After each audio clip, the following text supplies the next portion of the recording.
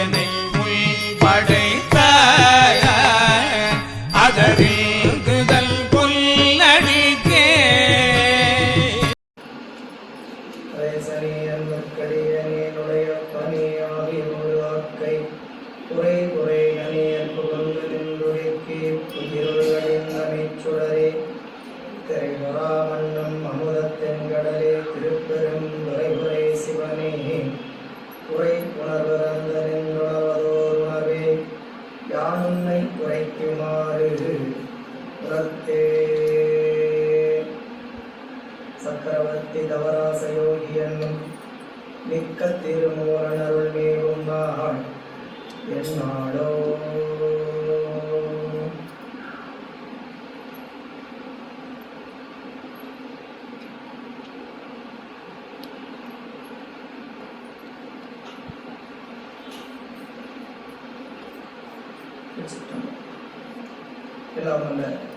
இறைவனுடைய அருட்பெரும் கருணையினாலும் நாயன்மார் பெருமக்களுடைய குருவர்களும் முன்னேறும் செய்ய என்கிறான் திருமூல தேவநாயனார் திருவாய் மலர்ந்தருளி இருக்கின்ற திருமந்திரமாகிய ஞான நூலினை தொடர்ந்து ஓதுவதற்கும் சிந்திப்பதற்கும் வழிபாடு செய்வதற்கும் குருவர்களும் திருவர்களும் நமக்கு வாய்ப்பை வழங்கியிருக்கின்றது.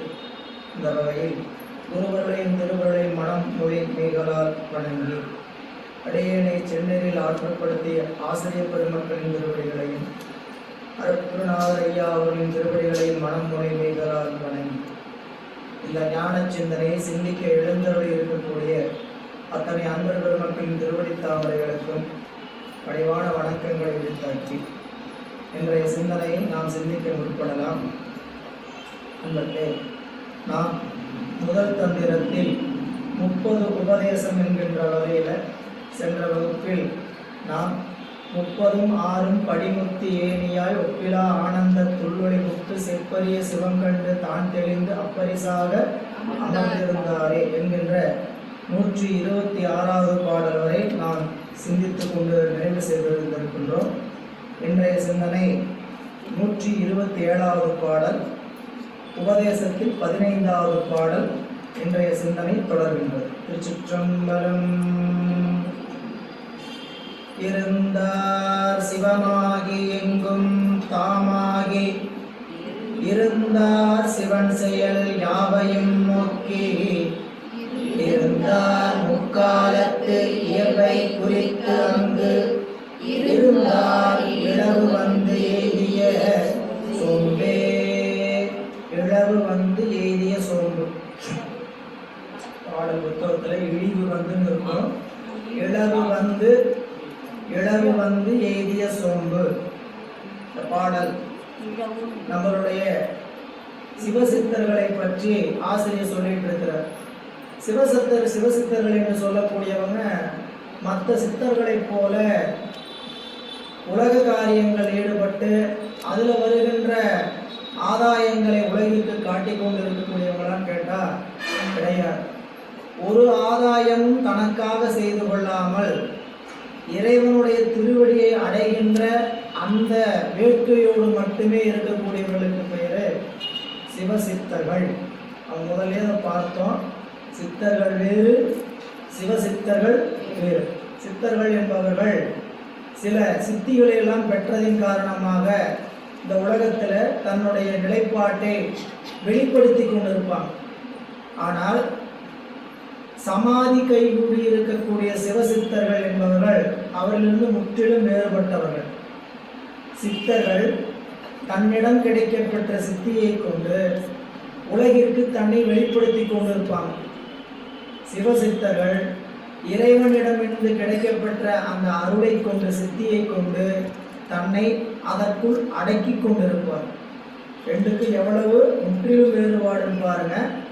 அவர்கள் தங்களை வெளிப்படுத்துவார்கள். சிவசித்தர்கள் தங்களுக்குள் தன்னை அடக்கிக் கொள்வார்கள். இறைவனுடைய அருள்வெளிக்குள்ள அடக்கிக் கொள்வார்கள். அப்படி அடங்கி இருப்பவர்கள் எப்படி இருப்பாங்க அப்படிங்கும்போது அதை சொல்கின்றார். இருந்தார் சிவமாகி. அவங்களுடைய நிலைப்பாடு என்னன்னு பார்த்தீங்கன்னா சிவமாகி இருந்தார். அப்போ உயிர் சிவமாகுமா அப்படின்னு ஒரு கேள்வி எழுப்பணும்னா, உயிர் சிவமாம் தன்மைதான் பெறுமே தவிர ஒருபோதும் சிவமாகாது. ஒருவன் என்னும் ஒருவன் காண், அவனை தவிர பரம்பொருள் வேறு கிடையாது. உயிர் மலம் நீங்க பெற்ற காலத்துல உயிர் என்னாகும்? சிவமாம் தன்மை பெறும். சிவத்தினுடைய குணங்களை எல்லாம் பெற்று நிற்கும். சிவத்தினுடைய குணங்கள் என்னதுங்க? சிவனை போலவே எல்லாவற்றையும் அறிகின்ற ஆற்றல் எல்லாம் பெறும். சரிங்களா? எல்லாவற்றையும் சிவனை போல் அறிகின்ற ஆற்றல், எல்லாவற்றையும் ஒரு சேர அறிகின்ற அந்த சர்வஞ்சத்துவம் என்று சொல்லக்கூடிய அந்த ஆற்றல், இவையெல்லாம் அறிந்து நின்றாலும் அது சிவத்தை போல நிற்காது. சரிங்களா? இது நீங்க சித்தாந்தத்துக்குள்ள வெய்யோன் ஒளியில் ஒடுங்கி விளங்காது வெய்யோனை ஆகாத மீன் போல, எவ்வளவுக்கெவ்வளவு அருள் பெற்ற நிலையிலும் கூட இறைவனுடைய அருள்வெளியில்தான் இந்த உயிரில் அடங்கி நிற்க முடியுமே தவிர இறைவனுடைய அருள்வெளியை தாண்டி இந்த உயிர்களால் ஆற்றல் செலுத்த முடியாது. அதுக்கு சிவம் ஆகி அப்படின்னா, சிவமே அப்படி இல்லை. இந்த உயிர்களில் என்ன ஆகும்? சிவமாம் தன்மை பெறும். இருந்தார் சிவமாகி எங்கும் தாமாகி இருந்தார். இந்த நிலைக்கு பேருங்க எல்லா இடத்திலும் வியாபகமாக கலந்திருப்பது. இறைவனுடைய திருவருள் பெற்றிருக்கக்கூடிய நிலையில உயிரினுடைய அறிவை அணுத்தன்மைப்படுத்திய பொருள் ஒன்று உண்டு. உயிரினுடைய அறிவை அணுத்தன்மைப்படுத்திய பொருள் எது? ஆணவ மலம். அந்த ஆணவ மலம் அணுத்தன்மைப்படுத்தி இருந்ததுனால தான் உயிரினுடைய அறிவு விளங்காமல் இருக்கிறதுக்கான காரணம். உங்களுக்கு அறிவு விளங்குறது போல எனக்கு விளங்குறது இல்லை. என்ன காரணம்? நம்மளுடைய அறிவு ஒன்றே தான். அறிவினுடைய தன்மையை கெடுத்து நிற்கக்கூடிய ஒரு பொருள் உண்டு. அந்த ஆணவங்கிற ஒரு பொருள் தான் உயிரினுடைய அறிவை அணுத்தன்மைப்படுத்தி நிற்கும். அந்த ஆணவ மலம் நீங்கிய விடத்து அந்த உயிருக்கு இருந்து ஆணவ மலம் என்ன ஆகும்? முக்தி காலத்தில் நீங்கும். அப்போ ஆணவ மலம் நீங்கிய இடத்து என்ன ஆகும் கேட்டீங்கன்னா அறிவு வியாபகப்படும். இப்போ நம்ம உடம்பு இருக்கு, நம்ம உடம்புல அறிவுத்தன்மை எவ்வளவு தூரம் செயல்படும் கேட்டீங்கன்னா, நம்மளுடைய ஆன்மா இந்த உடம்பு பெற்றிருக்கக்கூடிய அளவுக்கு, அதாவது சமணர்கள் சொல்கின்ற மாதிரி போகாம இப்போ நம்மளுடைய கண் பார்வை இது வரைக்கும் போகும், ஒரு தொலைவு வரி எட்டும். அந்த தொலைவு தான் நமக்கான உடம்பினுடைய ஏகதேசம். நம்ம இந்த உடம்புக்குள்ள அடைபட்டு கிடக்கிறோம். இந்த அடைபட்டு கிடப்பதனால இந்த அடைபட்டு இருக்கக்கூடிய இந்த உடம்பினுடைய கருவிகளுக்கு என்ன ஆற்றல் இருக்கிறதோ அந்த அளவுக்கு தான் நம்ம அறிவு என்ன ஆகும்? விளங்கும். இப்போ நீங்கள் கண்ணை வச்சே பேசிக்கலாம். ஒரே இடத்துல நின்று தூரத்தில் இருக்கிற பொருளை பார்த்து சொல்லுங்கன்னா எல்லாத்தினாலையும் ஒரே மாதிரி பார்த்து சொல்ல முடியாது. என்ன காரணம்? கண்ணினுடைய ஒளித்தன்மை அந்த உயிரினிடத்தில் எவ்வளோ, அந்த உடம்பினிடத்தில் எவ்வளவு இருக்குதோ அந்த உயிர் செலுத்தி அவ்வளோதான் பற்ற முடியும். சரிங்களா? எனக்கு கண் குறைபாடு இருந்தது, நான் என்னால் என்ன பண்ண முடியாது? தூரத்தில் இருக்கிற பொருளை பார்க்கணும். சிலருக்கு கிட்டத்தில் இருக்கக்கூடிய பொருளை பார்க்க முடியாது, தூரத்தில் இருக்கிற பொருள் தெளிவாக பார்க்குறாங்க. அப்போ இதுக்கு காரணம் என்ன? உயிர் உள்ளுக்குள்ள இருக்கு, அதே உடம்பு தான். ஆனால் உடம்பில் இருக்கக்கூடிய கருவியினுடைய தன்மை என்ன இருக்குங்க? அணுப்படுத்துகிறது, அளவுபடுத்துகிறது. அதுபோல உயிரினுடைய அறிவை விளங்க ஒட்டாமல் தடுக்கக்கூடியது ஆணவ மலம். அந்த ஆணவ மலம் இருப்பதனால ஆன்மாவினுடைய அறிவு விரிந்து இருக்காமல் ஒரு கூட்டுக்குள்ள உடங்கி கிடக்குது. இல்லை, இப்போ ஒரு காலத்தில் என்ன ஆகுது? இந்த முத்தி காலம் என்று சொல்லக்கூடிய அந்த நிலையில உயிரினுடைய அறிவு ஆணவ மலத்தடையிலிருந்து நீங்கும். ஆணவ மலத்தடை நீங்கியவுடன் இது எல்லாவற்றையும் அறிகின்ற ஆற்றலை பெற்றதோடு மட்டுமல்ல, எங்கும் கலந்திருக்கக்கூடிய ஆற்றலை பெறுகிறது. முதல்ல எல்லாவற்றையும் அறிகின்ற ஆற்றல், அது மட்டுமல்ல எல்லாவற்றோடும் கலந்திருக்கக்கூடிய ஆற்றல். அதுதான் அடுத்து சொல்றார், எங்கும் தாமாகி இருந்தார். எங்கும் தாமாகி இருந்தார் என்னதுங்க?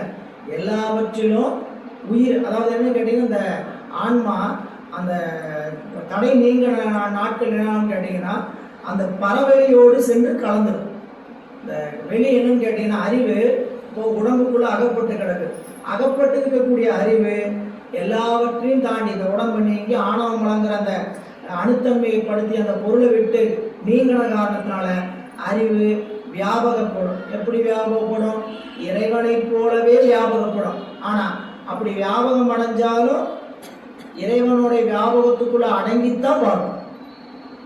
நம்ம பலமுறை சொன்னதான், நம்மளுக்கு கண்ணு பார்வை குறைவா இருக்கு. பார்வை குறைவா இருக்கிறதுக்காக நம்ம என்ன பண்ணோம், மருத்துவரை போய் அணுகணும். சரிங்களா? மருத்துவரை போய் அணுகி கண்ணாடி மாட்டி விட்டாங்க, இல்லை கண்ணுக்கு அறுவை சிகிச்சை பண்ணாங்க, எல்லாம் பண்ணி நல்லபடியாக பண்ணி விட்டாங்கன்னு வச்சுங்க. கண்ணாடி மாட்டி விட்டாங்களோ கண்ணு நல்லா தெரியுதுன்னு வச்சுங்க. இப்போ கண்ணு நல்லா தெரியுது, கண்ணாடி போட்டங்காட்டியும் அது கண்ணு அறுவை சிகிச்சை பண்ணங்காட்டி நல்லா தெரியுதுன்னா எல்லாத்தையும் பார்த்துக்க முடியுமா என்ன? அப்பையும் எந்த அளவு காண முடியுமோ அந்த அளவு தான் நம்ம அறிவு சென்றுன்னா அவங்க காணும். எனவே இங்கு இருந்தார் சிவமாகி எங்கும், எங்கும் தாமாகி இருந்தார். அது மட்டுமில்ல, இருந்தார் சிவன் செயல் யாவையும் நோக்கி அப்படிங்கும்போது இறைநிலையில் அறிந்து நிற்கக்கூடிய அவர்கள் அந்த உயிர்கள் பொருட்டு செய்கின்ற செயல்கள். அடுத்த செய்தி என்ன கேட்டீங்கன்னா, சிவன் செயல் யாவையும் நோக்கி இருந்தார்.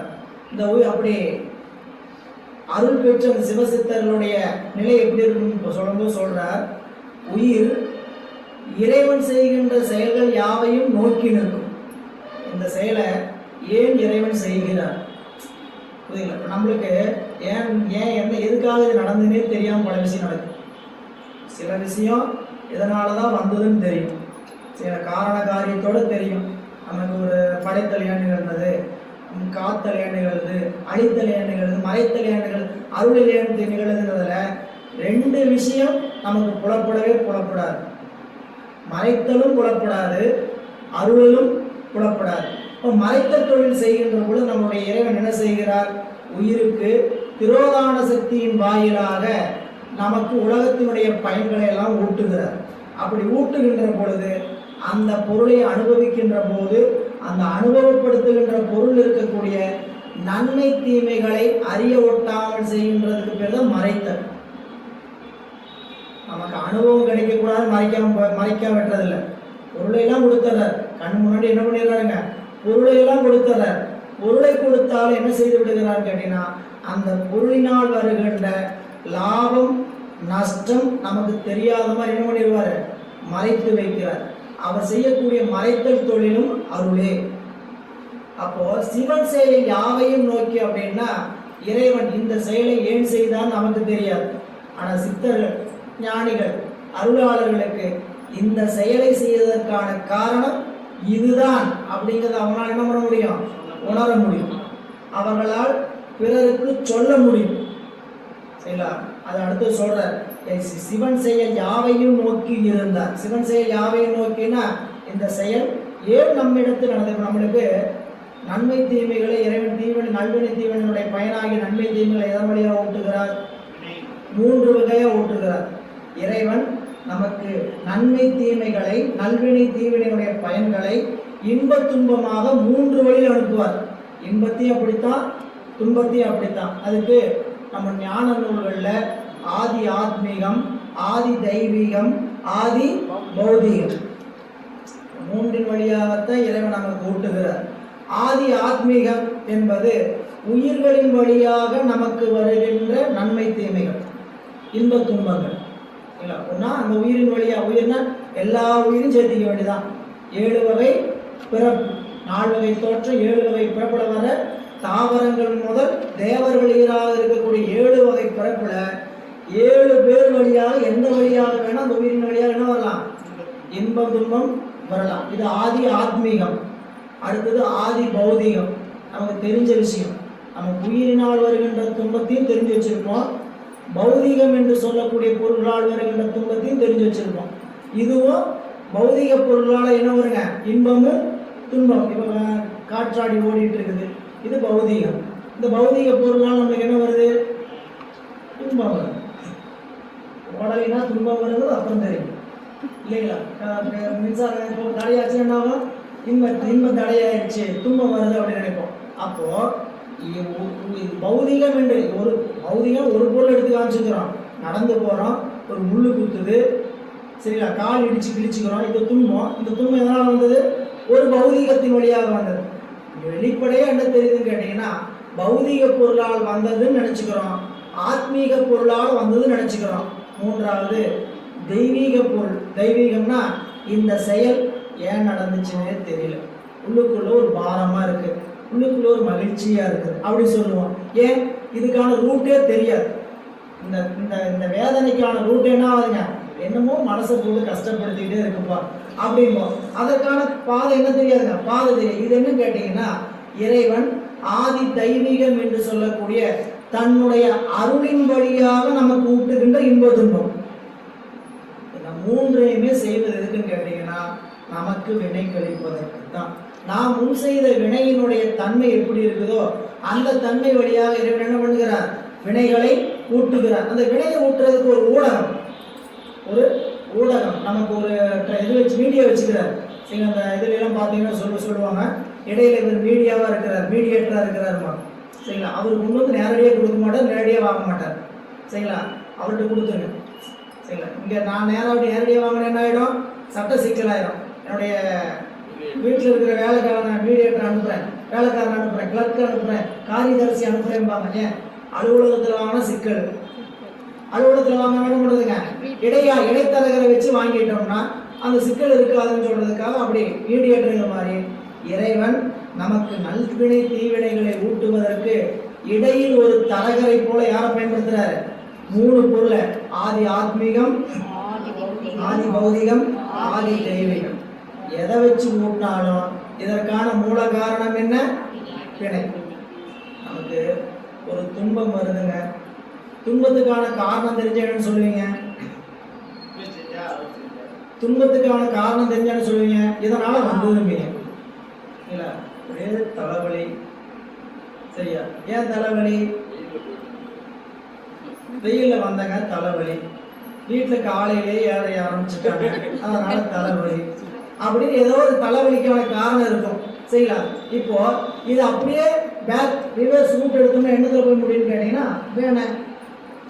சரிங்களா? இந்த கணித பாடத்தை படித்தவங்களுக்கு தெரியும், கணிதத்தில் ஒரு தீரத்தை வந்து ஒரு தீர்வு பண்ணுறதுக்காக என்ன பண்ணுவாங்கன்னு கேட்டிங்கன்னா, உன்னுடைய வேல்யூ தெரியாது, ஏபிசின்னு வச்சுக்கோங்க, பியினுடைய வேல்யூ தெரியாது, ஏயினுடைய வேல்யூ தெரியும், சி ஏதோ ஒரு வேல்யூ, ரெண்டு வேல்யூ தெரியும், ஒரு ஒரு ஒரு இதோட வேல்யூ தெரியாது. இது என்ன பண்ணுவாங்க கேட்டிங்கன்னா, சியினுடைய வேல்யூ கண்டுபிடிங்க அப்படின்னு பிடிப்பாங்க.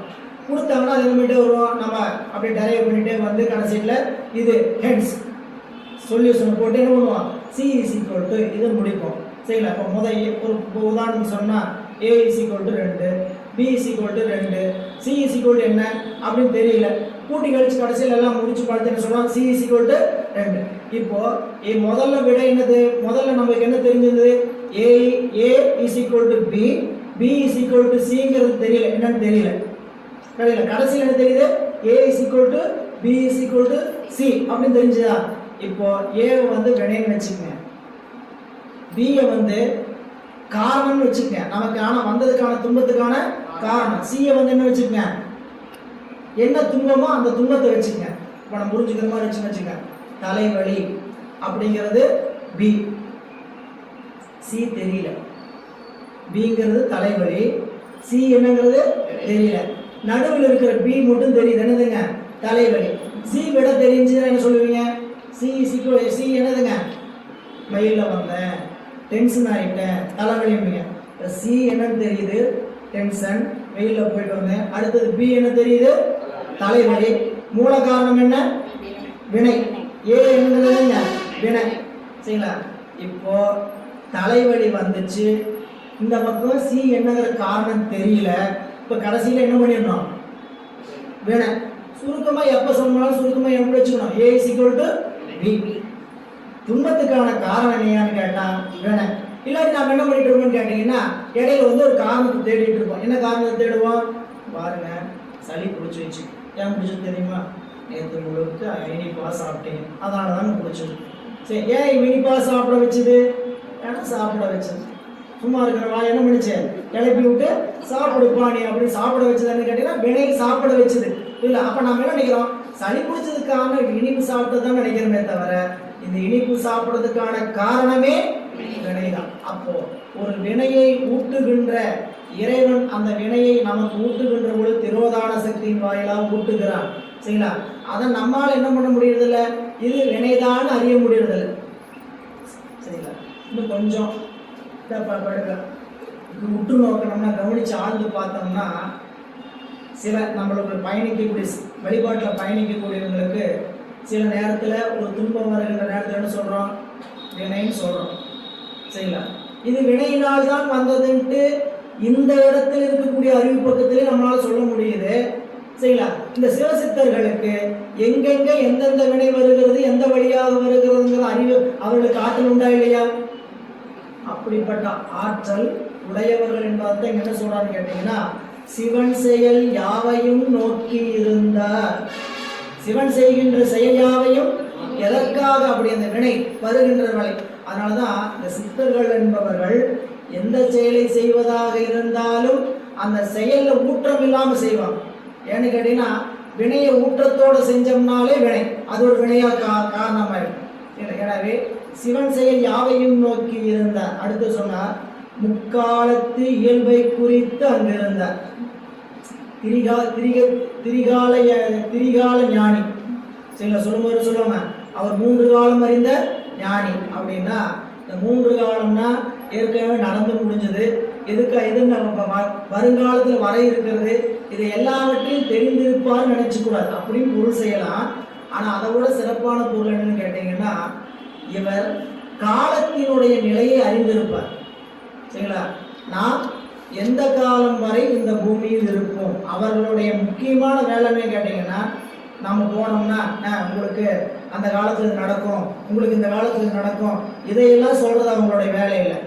நாம் இந்த பூமியில் எவ்வளவு காலம் இருப்போம், அந்த காலத்துக்குள்ள இறைவன் அடைவதற்கான வாய்ப்பு என்ன? இது சிவசித்தர்களுடைய நினைப்பு. அது மட்டும் இல்லை, சிவசித்தர்கள் அறிந்து சொல்லுகின்ற ஆற்றலும் உண்டு. நமக்கு என்ன துன்பப்பலன் வரும், என்ன வினைப்பலன் வரும். இன்பம் வந்தால் சொல்ல வேண்டிய அவசியம் இல்லை. பாரு, உனக்கு அடுத்த வாரம் ஒரு லட்சம் கிடைக்க போகுது அப்படின்னு சொல்றது, அந்த மகிழ்ச்சியான செய்தியை சொல்ல வேண்டிய அவசியம் இல்லை. துன்பம் வரும்னு என்ன பண்ணணும்? உனக்கு இந்த ஆபத்து இருக்குது, அதனால என்ன பண்ண, இந்த பரிகாரத்தை செய், இந்த பிராயச்சித்தம் பரிகாரம்லாம் வந்து இப்படித்தான் செய்யலாம். ஆனால் இதெல்லாம் என்னாச்சுன்னு கேட்டீங்க, பின்னாடி அதை பற்றி அறியாதவர்கள் அதை பற்றி பேசி இதையெல்லாம் செய்யணும்னு சடங்கா மாற்றிட்டாங்க. ஆனால் இவங்க என்ன செய்தான்னு கேட்டீங்கன்னா, வருகின்ற துன்பத்தை காலத்தை அறிந்திருக்கக்கூடிய ஞானிகள். அதனால என்ன சொல்றான்னு கேட்டீங்கன்னா, முக்காலத்து இயல்பை குறித்தங்கு இருந்தார். 3 காலம் என்பது காலத்தினுடைய வரையறை. முக்காலம் என்பது என்ன கேட்டீங்கன்னா, கழிந்த காலம், நிகழ்காலம், எதிர்காலம். இந்த 3 காலத்தையும் ஒன்னா சேர்த்தனா என்ன கேட்டீங்கன்னா, காலத்தினுடைய இயல்பை அறிந்திருப்பாங்க. காலத்தினுடைய இயல்பு அறிந்திருந்தங்காட்டித்தான் மார்கண்டேயர் என்ன பண்ணாருங்க, பூசையை பண்ண ஆரம்பிச்சிட்டார். நமக்கு 16 வயது தான் நம்மளுடைய ஆயுட்காலம் நிறைவுபட்டிருக்குதுன்னு சொன்னோடனே, காலத்தினுடைய தன்மை வர்றதுக்குள்ள என்ன பண்ணணும், அந்த பூசணையை செய்து கொண்டே இருக்கணும்னு சொல்லி பூசணை செய்தார். எனவே முக்காலத்து இயல்பையும் குறித்து இருந்தார். அங்கு இழவு வந்து எய்திய சோம்பே. இழவு என்று சொல்லக்கூடிய நிலையில அப்படின்னா தம்மை இழந்து நிற்ற. இழவு என்பது என்னன்னா, இழப்புக்கு பேர் தான் இழவு. நம்ம உலக வழக்கு தான். இழவு என்னதுங்க, இழப்பு. எதை இழந்து நிற்பாங்க அப்படிங்க, தன்னை இழந்து நிற்பார்கள். தன்னை இழந்து நிற்பார்கள். இழவு வந்து எப்படின்னா, இறைவனுடைய அருளால் தான் எல்லாம் செய்கிறோம், தான்கிற நினைப்பு இல்லாமல் இழந்து நிற்கிறதுக்கு பேர் தான் நினைப்பு. அப்படி இழந்து நிற்பது தான் இருக்கிறதுலே சுகம். எது சுகம் அப்படின்னு கேட்டீங்கன்னா, ஞானிகள் சொன்னது. நம்மளை யாராவது இழந்து நிற்கணும்னா இழந்து நிற்கவா போகிறோம்? ஞானிகள் சொன்னது என்ன கேட்டீங்கன்னா, இழந்து நிற்பது தான் சுகம். அவர் சொன்னார், உல்லாச நிராகல யோகவித சல்லாப வினோதனும் நீயலையோ எல்லாம் அற என்னை இழந்த நலம் சொல்லாய் முருகா சுரபூபதி. எல்லாம் அற என்னை இழந்தது நலம். என்னை இழந்தது நலம். என்னை இழந்தது நலமா அப்படின்னு கேட்டால் இழந்து பார்த்தவங்களுக்கு தான் தெரியும். நாம் எல்லாத்தையும் சேர்த்து வச்சுக்கிறதுக்கு பேர் தான் நலம் நினைக்கிறோம். சரிங்களா? விட்டாதான் நலம். ஞானிகள் சொல்றாங்க. எவ்வளவு மாறுபாடு இருக்குது பாருங்க. நாம் என்ன அனுபவத்தில் இருக்கிறோம், அவங்க என்ன அனுபவத்தை சொல்லிட்டு போயிருக்கிறாங்க. நாம் உலகத்தில் இருக்கிறது இன்பங்கிறோம், அவங்க உலகத்திலிருந்து போகிறது இன்பங்கிறாங்க. இந்த உலகத்துக்கு வரக்கூடாது, உலகத்தில் வர்றது தான் துன்பங்கிறாங்க. நாம் உலகத்துக்கு வர்றது தான் இன்பம் நினைக்கிறோம். அப்போ என்ன கருத்து வேறுபாடு, என்ன காரணம் கேட்டீங்கன்னா, நாம் வினையோடு இருக்கிறோம், அதோட முக்கியமாக மலத்தோடு இருக்கிறோம். நமக்கு இந்த அறிவை திரிவு செய்வதற்கான காரணம் எது என்ன பொருள் கேட்டீங்கன்னா மலம் என்கின்ற பொருள் ஆணவ மலம் தான் இப்படி நம்மளை நினைப்பதற்கான அறிவை கொடுத்திருக்கிறது. அறிவை இப்படி விளங்க விட்டாம இந்த உலகத்தில் இருக்கிறது இன்பம் இழந்தா நஷ்டம் வந்தா லாபம் அப்படின்னு நினைச்சிட்டு இருக்கிறதுல யாருடைய நினைப்புன்னு கேட்டா நம்மளுடைய நினைப்பு. ஏன் அப்படி நினைக்க வேண்டிய அவசியம்? அப்படி நினைப்பதற்கான அறிவு மறைப்பு பொருள் நம்ம இடத்துல இருக்கிறது. கண்ணாடி பச்சையா மாட்டி விட்டுருக்கிறார், பார்க்கறதுல என்னவா தெரியுது? சரிங்களா? அவங்க கண்ணாடியை கட்டிட்டு தெளிவா அவர் இறைவனுடைய அறுவடையில பார்க்கிறாங்க. அதனால அறிவு என்ன ஆகுது கேட்டீங்கன்னா தெளிந்து நிற்கிறது. எனவே இங்க இரு இளவு வந்து எய்திய சோம்பேனா தன்னை இழந்து நிற்கின்ற நலம். சரிங்களா? அப்படி தன்னை இழந்து நிற்கக்கூடிய அவர்கள் எந்த செயலிலும் ஊற்றம் இல்லாமல் இருப்பார்கள். ஊற்றம் இல்லாமல்னா சோம்பல், சோம்பி இருக்கிறது. சோம்பல்லாம் சொல்லணுமா? சோம்பலுக்கு ஒரு அர்த்தம் சொல்லணுமா அப்படின்னா, ஏன்னா நாம இப்படியா நாங்களும் சோம்பலாம் நிறைய நேரத்தில் இருக்கிற அப்போ நாங்களும் சிவசித்தர்களா அப்படின்னா நம்ம சோம்பல் வேற இல்லைங்களா? தனக்கான செயலை செய்யாமல் இருந்து கொண்டு இருக்கக்கூடிய சோம்பலை அவங்க செய்வாங்க இல்லைங்களா? நாம் உலகத்திற்கான செயலை செய்யாமல் இருந்துட்டு சோம்பலா இருக்கும். சோம்பல் என்பது அவங்க இருக்கக்கூடிய நிலை என்னன்னு கேட்டீங்கன்னா சோம்பரே சோம்பி கிடப்பார், அடுத்த பாடலையும் தொடருவார். சோம்பல் என்பது என்ன கேட்டீங்கன்னா தனக்கான செயலில் ஊற்றத்தில் இருக்க மாட்டாங்க. இதுக்கு நல்ல ஒரு எடுத்துக்காட்டு சொல்லணும்னா எம்பிரான் கும்பலிக்கலைய நாயனாருடைய வரலாறு தான். மனைவியார் வீட்டில் இருக்கக்கூடிய குழந்தைகள் எல்லாம் உறவினர்கள் எல்லாம் 2-3 நாட்களாக உணவில்லாமல் சாப்பிடாம பசியில் இயங்கிட்டு இருக்கிறாங்க. சரிங்களா? இவர் இறை தொண்டுன்ட்டு இறைவனுக்கு தூபம் போடுவதற்காக எல்லாவற்றையும் இழந்து நெல்லை வீட்டில் இருக்கக்கூடிய பொருள் எல்லாவற்றையும் விற்று இறைவனுக்கு தொண்டு செஞ்சுட்டார். கடைசியா அம்மையார் பார்த்தாங்க, குழந்தைகள்லாம் பட்டினியா இருக்கிறாங்க. நம்முடைய கழுத்துல இருக்கக்கூடிய திருத்தாளி அதை கண்டியே கொடுக்க மாட்டோம் பெண்கள். சரிங்களா? செயினை கூட கழட்டி கொடுத்தோம், திருமாங்கல்யத்தை என்ன பண்ண மாட்டாங்க, கழட்ட மாட்டோம். அப்படி அந்த திருமாங்கல்யத்தை கழட்டி கொடுத்து நீங்க போய் நெல் வாங்கி வாங்க அப்படின்னு அனுப்பினாங்க. இப்போ அனுப்புறது எந்த நோக்கத்துக்கு?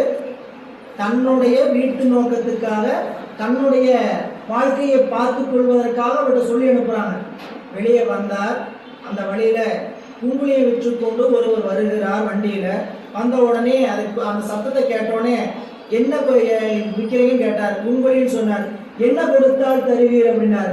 நான் திருமாங்கல்யம் கொடுக்குறேன், தங்கம் கொடுக்குறேன். தங்கமா அப்படின்னு? என்ன தங்கம்? திருமாங்கல்யம் கொடுத்தாரு. பார்த்து மூட்டை வாங்கினாரு. நேராக வீட்டுக்கு போனாரா? போகல. திருக்கடவுர் கோயிலுக்கு போனார். சாமி முன்னாடி போய் உட்காந்து தூபத்தை போட்டார். கொண்டு போன குங்குலியத்தை எல்லாம் பண்டாரத்தில் வச்சார். அங்கே ஒரு தூணில் சாஞ்சு சோம்பலா அப்படி சோம்பலா எதையும் நினைக்காம உட்காந்துட்டார். தன்னுடைய கடமை இறைவனுக்கு தொண்டு செய்வதை செஞ்சுட்டு வீட்டில் என்னாச்சு ஏதாச்சு எப்படி இருப்பாங்க, பசியோடு இருக்கிறாங்கன்னு சொல்லி வாங்கிட்டு வர சொன்னாங்களே அப்படிங்கிற நினைப்பு இல்லாமல் இருந்ததுக்கு பேர் தான் சோம்பல். சோம்பல்னா எப்பயுமே இந்த துறவிகளை சோம்பேறிங்க அப்படின்னு, இந்த சாமி கும்பிடுறது பூரா சோம்பேறிங்க அப்படின்னு ஒரு பொதுவான ஒரு வழக்கு உண்டு. புரியல? அவங்க எந்த வேலைக்கும் போக மாட்டாங்க. அதிகமாக சாமி கும்பிட ஆரம்பிச்சோம்னா என்ன ஆயிடுவாங்க? எந்த வேலைக்கும் போக மாட்டாங்க. வீட்டில் என்ன இருந்தாலும் சோம்பேறித்தனமாக இருப்பாங்க. அப்படி இருப்பவர்களில் வழிபாட்டு சிவனடியார்கள் எந்த ஒரு செயலை செய்தாலும் சிறப்பாக செய்வார்கள்ங்கிறதுக்கு நம்ம திருத்தொண்டர் போனது பல இடம் இருக்கு. திரைப்புராணம் படிக்கும்போது படிச்சிருப்போம், படிக்கும்போது படிப்பீங்க. அங்கே சொல்லும்போது சொல்லுவார், திருமணம் முதல்ல நம்பியாரவருக்கு சடங்கவி சிவாச்சாரியோடைய பெண்ணை திருமணம் பேசுவாங்க. பேசும்போது அந்த திருமணம் எப்படி நிற்க போகுதுங்கிறத, அவர் எப்படி வந்தார், ஊர்லேருந்து புறப்பட்டார், என்னென்னலாம் அலங்காரம் பண்ணிட்டு வந்தார், குதிரை மேலே வந்தாங்க, எத்தனை பேர் பார்த்தாங்க, வச்சாங்கன்ட்டு ஒரு 10-15 பாட்டு சொல்லுவார். இந்த திருமணம் நின்று போச்சு. திருவாரூரில் போய் பறவையாரை பார்த்தாரு, விரும்பினாரு. சரிங்களா? 2 பேரும் குழம்பிட்டு இருந்தாங்க. அன்னைக்கு இரவு 2 பேர்த்துடைய கனவுல சாமி மெசேஜ் போட்டார். நம்பியாருடைய கனவுல மெசேஜ் போட்டார் வாட்ஸ்அப்பில். இந்த மாதிரி நாளைக்கு காலையில் உனக்கு திருமணம். சரியா? இந்த செய்தியை எல்லாருக்கும் சொல்லியாச்சு, இங்கே போட்டாச்சு.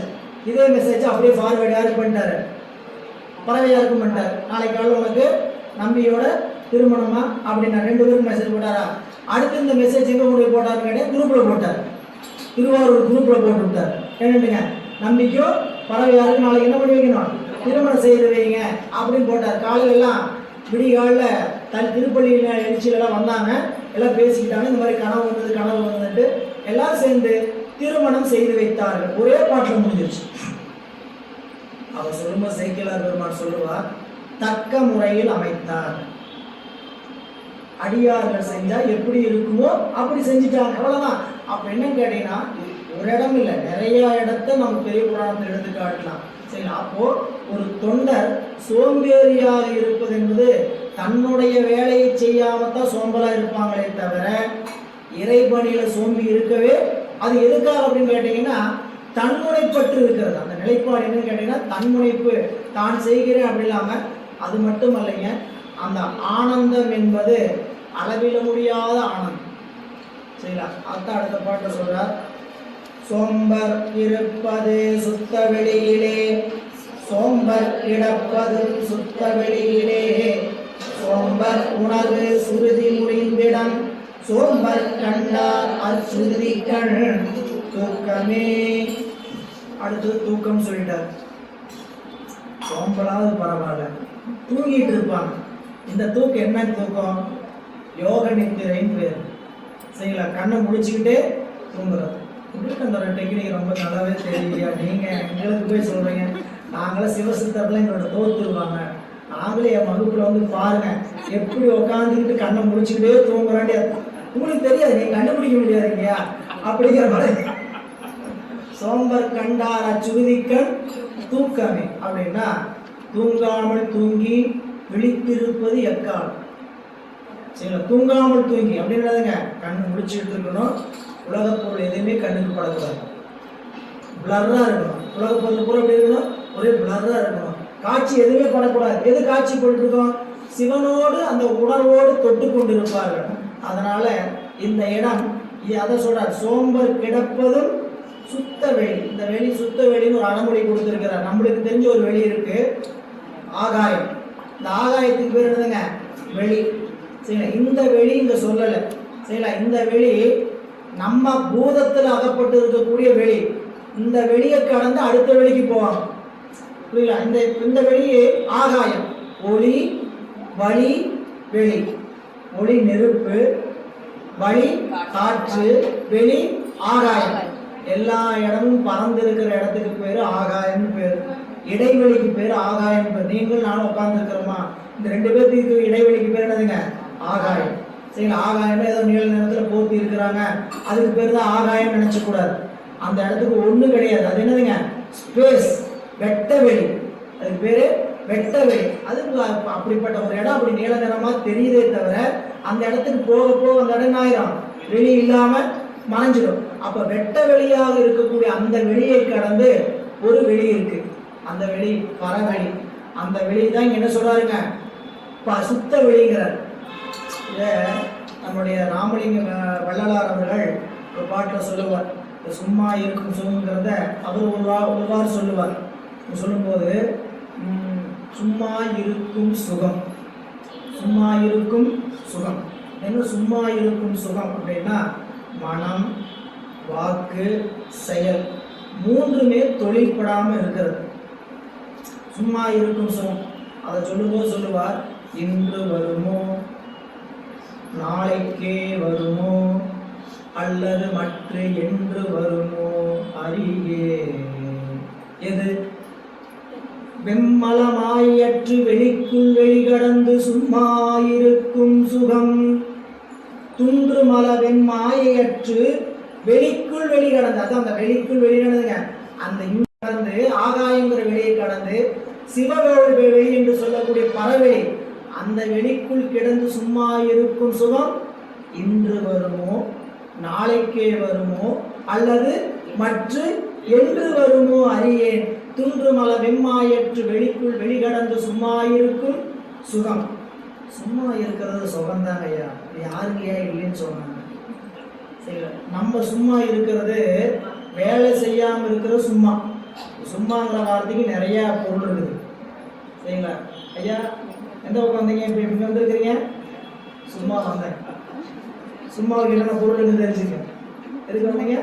சும்மா வருவாரு ஐயாவை பார்த்து சொல்ல, உங்களை பார்த்து சொல்ல, பொதுவாக பேசணும்னு வச்சுங்க. அப்புறம் இந்த பக்கம் சும்மா அப்படி இல்லைங்க, நத்திங் பர்பஸ், அதுக்காக வந்தங்கிறதுக்கு பேர் எழுதுங்க சும்மா வந்தேன். சரிங்களா? சும்மா தொண பேசிக்கிட்டே இருக்கிறீங்க, சும்மா பேசிக்கிட்டே இருக்கிறீங்க. இந்த சும்மாவுக்கு அந்த சும்மாவுக்கு ஒரே அர்த்தமா? இந்த சும்மாவுக்கு என்ன அர்த்தங்க? முதல் சொன்னது பர்பஸ், நத்திங் பர்பஸ். இங்க சொன்னதுங்க ஃப்ரீக்வெண்டா பேசிக்கிட்டே இருக்கிறீங்க. என்ன பண்றோம்? சும்மா பேசிக்கிட்டே இருக்கிறீங்க. திரும்ப ஏன் திரும்ப பேச இல்லை, சும்மா ஏன் பேசிக்கிட்டே இருக்கிற அப்படின்னு சொல்லுவாங்க. சரிங்களா? வாய் அடைக்கிறது இன்னும் நிறைய இருக்குது சும்மாங்கிறது. சரிங்களா? இந்த சும்மாவா வந்தது, இது சும்மாவா வந்தது, அதுக்கு ஒரு சும்மா இருக்குது. என்னதுங்க? பேமெண்ட். அதனால சும்மா இன்னும் நிறைய சும்மா சொல்லலாம். சரிங்களா? அந்த சும்மாவில இங்க சொல்லலை. இங்க சொன்னது என்னன்னு கேட்டீங்கன்னா, அறிவும் தொழிற்படாமல் இருக்கிற இடம். வாக்கு என்னங்க என்ன சும்மாவா வச்சிருக்கிறாங்க, காரணம் இல்லாம, ரீசன் இல்லாம. சரிங்களா? இப்படி நிறைய சொல்லலாம். எடுத்து நீங்க சும்மாங்கிற வார்த்தைக்கு தேடுங்க. அப்போ இங்க அந்த சும்மானா வாக்கு மனம் என்று சொல்லக்கூடியலாம் அடங்கணும். அதுல முதல் அடங்க வேண்டியது என்னன்னு கேட்டீங்கன்னா வாக்கு தான். சரிங்களா? அந்த வாக்கு, இப்போ வாக்குங்கிற சொல்லுவீங்க. ஏன் இந்த வெளியே சொல்றேன்னு கேட்டீங்கன்னா, அந்த வெளியே புரிஞ்சுக்கிட்டீங்கன்னா தான் எந்த இடம் சொல்றாங்க. இப்ப நமக்கு சொல்லக்கூடிய ஆகாயம் என்ன தத்துவம்? நமக்கு சொல்லக்கூடிய ஆகாயம் எங்க இருக்கக்கூடிய தத்துவம்? ஆன்ம தத்துவத்தில் இருக்கக்கூடிய ரொம்ப கீழே இருக்கக்கூடிய ஐம்பூதங்கள் இருக்கக்கூடிய தத்துவம் இந்த தத்துவம். இப்ப நம்ம சொல்லக்கூடிய சும்மா இருக்கிற சோம்பருங்கிற என்ன தத்துவம்? வாக்கற்றாடம். வாக்கற்றாடம் எங்க இருக்குது? நாதத்தில் இருக்குது. நாதமும் கடந்து இருக்கக்கூடிய இடத்துக்கு பேர் தான் பறவெளி. இந்த சுத்த வெளிங்கிறது எங்க இருக்குன்னு கேட்டீங்கன்னா, இந்த ஆகாயம் அல்ல, சுத்த தத்துவத்தில் இருக்கக்கூடிய நாத தத்துவத்தையும் கடந்து இருக்கக்கூடிய இடத்துக்கு பேர் தான் பறவெளி. அதெல்லாம் தெரியலன்னா விடுங்க. சரிங்களா? ஆனா என்ன தெரிஞ்சுக்கணும்னு கேட்டீங்கன்னா, இந்த வாக்கும் மௌனமாகும். வாக்கு மௌனமாச்சுன்னா அடுத்தது செயல் மௌனமாகும். செயல் மௌனமாச்சுன்னா மனசு அடங்கும். இந்த மனசு அலைவாய். சரிங்களா? இது எத்தனை டேப் ரெக்கார்டர் ஓட்டுன்னு அளவே கிடையாது. ஒரு டேப் ரெக்கார்டர் ஓட்டவே ஓட்டாது. சரிங்களா? ஒரு டேப் ரெக்கார்டர் ஓடவே சீக்வன்ஸா இன்னொன்னு ஓடுங்க, அடுத்த படமும் ஓடும். இந்த ஒரு படம் ஓடிட்டு இருக்கோம், இந்த படத்துல வர காட்சியோட ஏச்சு அடுத்த கீழே ஓடும். இந்த அக்காவை நினைச்சிருக்கோம், இந்த அக்கா செஞ்ச வேலையை நினைச்சு பார்த்து இன்னொரு அக்கா இந்த மாதிரி தான் அவங்க பண்ணாங்கன்னா அவங்க யாரு தெரியுமா? அவங்க அப்படி பண்றோம், அவங்க கீழே போயிட்டு இருக்கோம். இந்த படம் எங்க தொடங்கி எங்க முடியுதுன்னே தெரியவே தெரியும். முற்றுப்பெறாத என்ன பண்ணிட்டு இருக்கோம்? ஓடிக்கொண்டே இருக்கும். இந்த மனதை அடக்குதல் என்பது கூடவே கூடாது. நம்ம என்ன பண்ணக்கூடாதுன்னு வச்சுன்னா, மனசுங்கிற கருவியை கொண்டு என்ன பண்ணிட்டு கூடாது? அடக்க முயற்சி பண்ணக்கூடாது. மனதை வேறு பக்கம் திசை திருப்பணும். அதுக்கு சொல்லும் வாக்கும் உடம்புல என்ன ஆகணும்? அடங்கணும். அதில் முதல் பயிற்சி என்னன்னு கேட்டீங்கன்னா, வாய் பேசாம இருக்கு, மௌனமா இருக்கு. இதுமாரி மௌன விரதம். சரிங்களா? நம்ம மௌன விரதம்னா இப்போ வாரியர் சுவாமிகள் சொல்லுவாங்க, மௌன விரதம்னு சொல்லிட்டு பக்கமா எழுதிட்டாங்க. நான் வீட்டில் 1 மணி நேரம் மௌன விரதம் இருக்கிறேன் அப்படின்ட்டு அது பேட் எடுத்து வச்சுக்க வேண்டியது. சரிங்களா? சாயங்காலம் இரவுக்கு ரசம் வைக்க அப்படின்னு கூடவே இந்த பப்படம், சில்லி, காலிஃப்ளவர் சில்லி எதையாவது எழுதி கொடுத்து. சரிங்களா? சில வீட்டில் போர்டே இருக்கும், மௌன விரதம் இருக்கிற என்ன பண்ணுவாங்க, போர்டில் எழுதி போட்டு தலை தாங்க விடனால அப்படின்றாங்க. சரிங்களா? என்ன காரணம் அப்படின்னா, அப்படி பேசுவது தான் மௌன விரதமான்னு கேட்டால், அப்படி ஆரம்பத்தில் பேசாமல் இருக்க முடியாது. சில நேரம் என்ன ஆகும் கேட்டீங்கன்னா, நாம் மௌனத்தில் இருக்கிறோம், சொல்கிறதே கேட்க மாட்டேங்கிறாங்க பார்த்தியா இவங்க அப்படின்னு என்ன பண்ணுவோம்? பயங்கரமாக உள்ள ஆக்ரோஷமாக என்ன பண்ணி ஒரு நாள் பேசிடுவோம். கதையோட உங்களுக்கு தெரிஞ்சிருக்கும். சரிங்களா? ஒரு திருக்கோயிலில் ஒரு செயலாளர் வேலைக்கு வர்றார், புதுசாக பொறுப்பு இருக்கிறார். அப்போ வந்தோடனே தஸ்தாவேஜுகள் எல்லாம் புரட்டுறார், ரெக்கார்டெல்லாம் புரட்டி பார்க்குறாரு, என்ன செலவினம் ஆகிட்டு இருக்குது அப்படின்னு. அதில் பார்க்கும்போது பார்த்துட்டே வர்றாரு, சும்மா இருக்கும் சாமியாருக்கு ஒரு பட்டை சாதம். சும்மா இருக்கு தினந்தோறும் எழுதியிருக்குது, தினந்தோறும் தேதி போட்டு எழுதியிருக்குது, சும்மா இருக்கும் சாமியாருக்கு ஒரு பட்டை சாதம். சும்மா இருக்கிறவனுக்கு ஒரு பட்டை சாதம். என்னையாது கூப்பிட்டாரு காரியதர்சியை, எல்லாத்தையும் வாயா, என்னையாது சும்மா இருக்கும் சாமியாருக்கு பட்டை சாதம் எழுதி வச்சிருக்கீங்க. ஐயா அவர் எதுவுமே பண்ண மாட்டார், பேசாமல் இருப்பார், சும்மா இருப்பார்.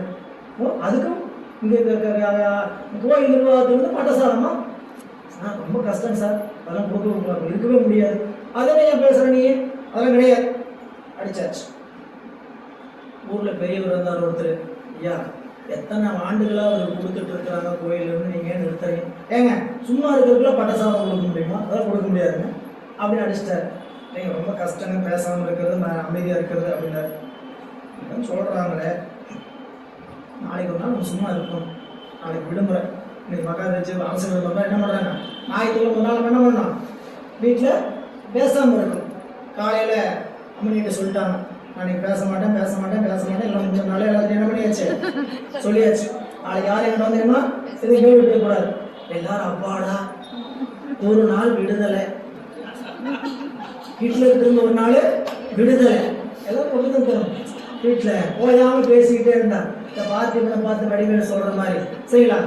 ஒருத்தர் ஒரு மனம் பேசாமல் ஒருத்தர் மௌனமா, எவ்வளோ கஷ்டம், சந்தோஷமா இருக்கு.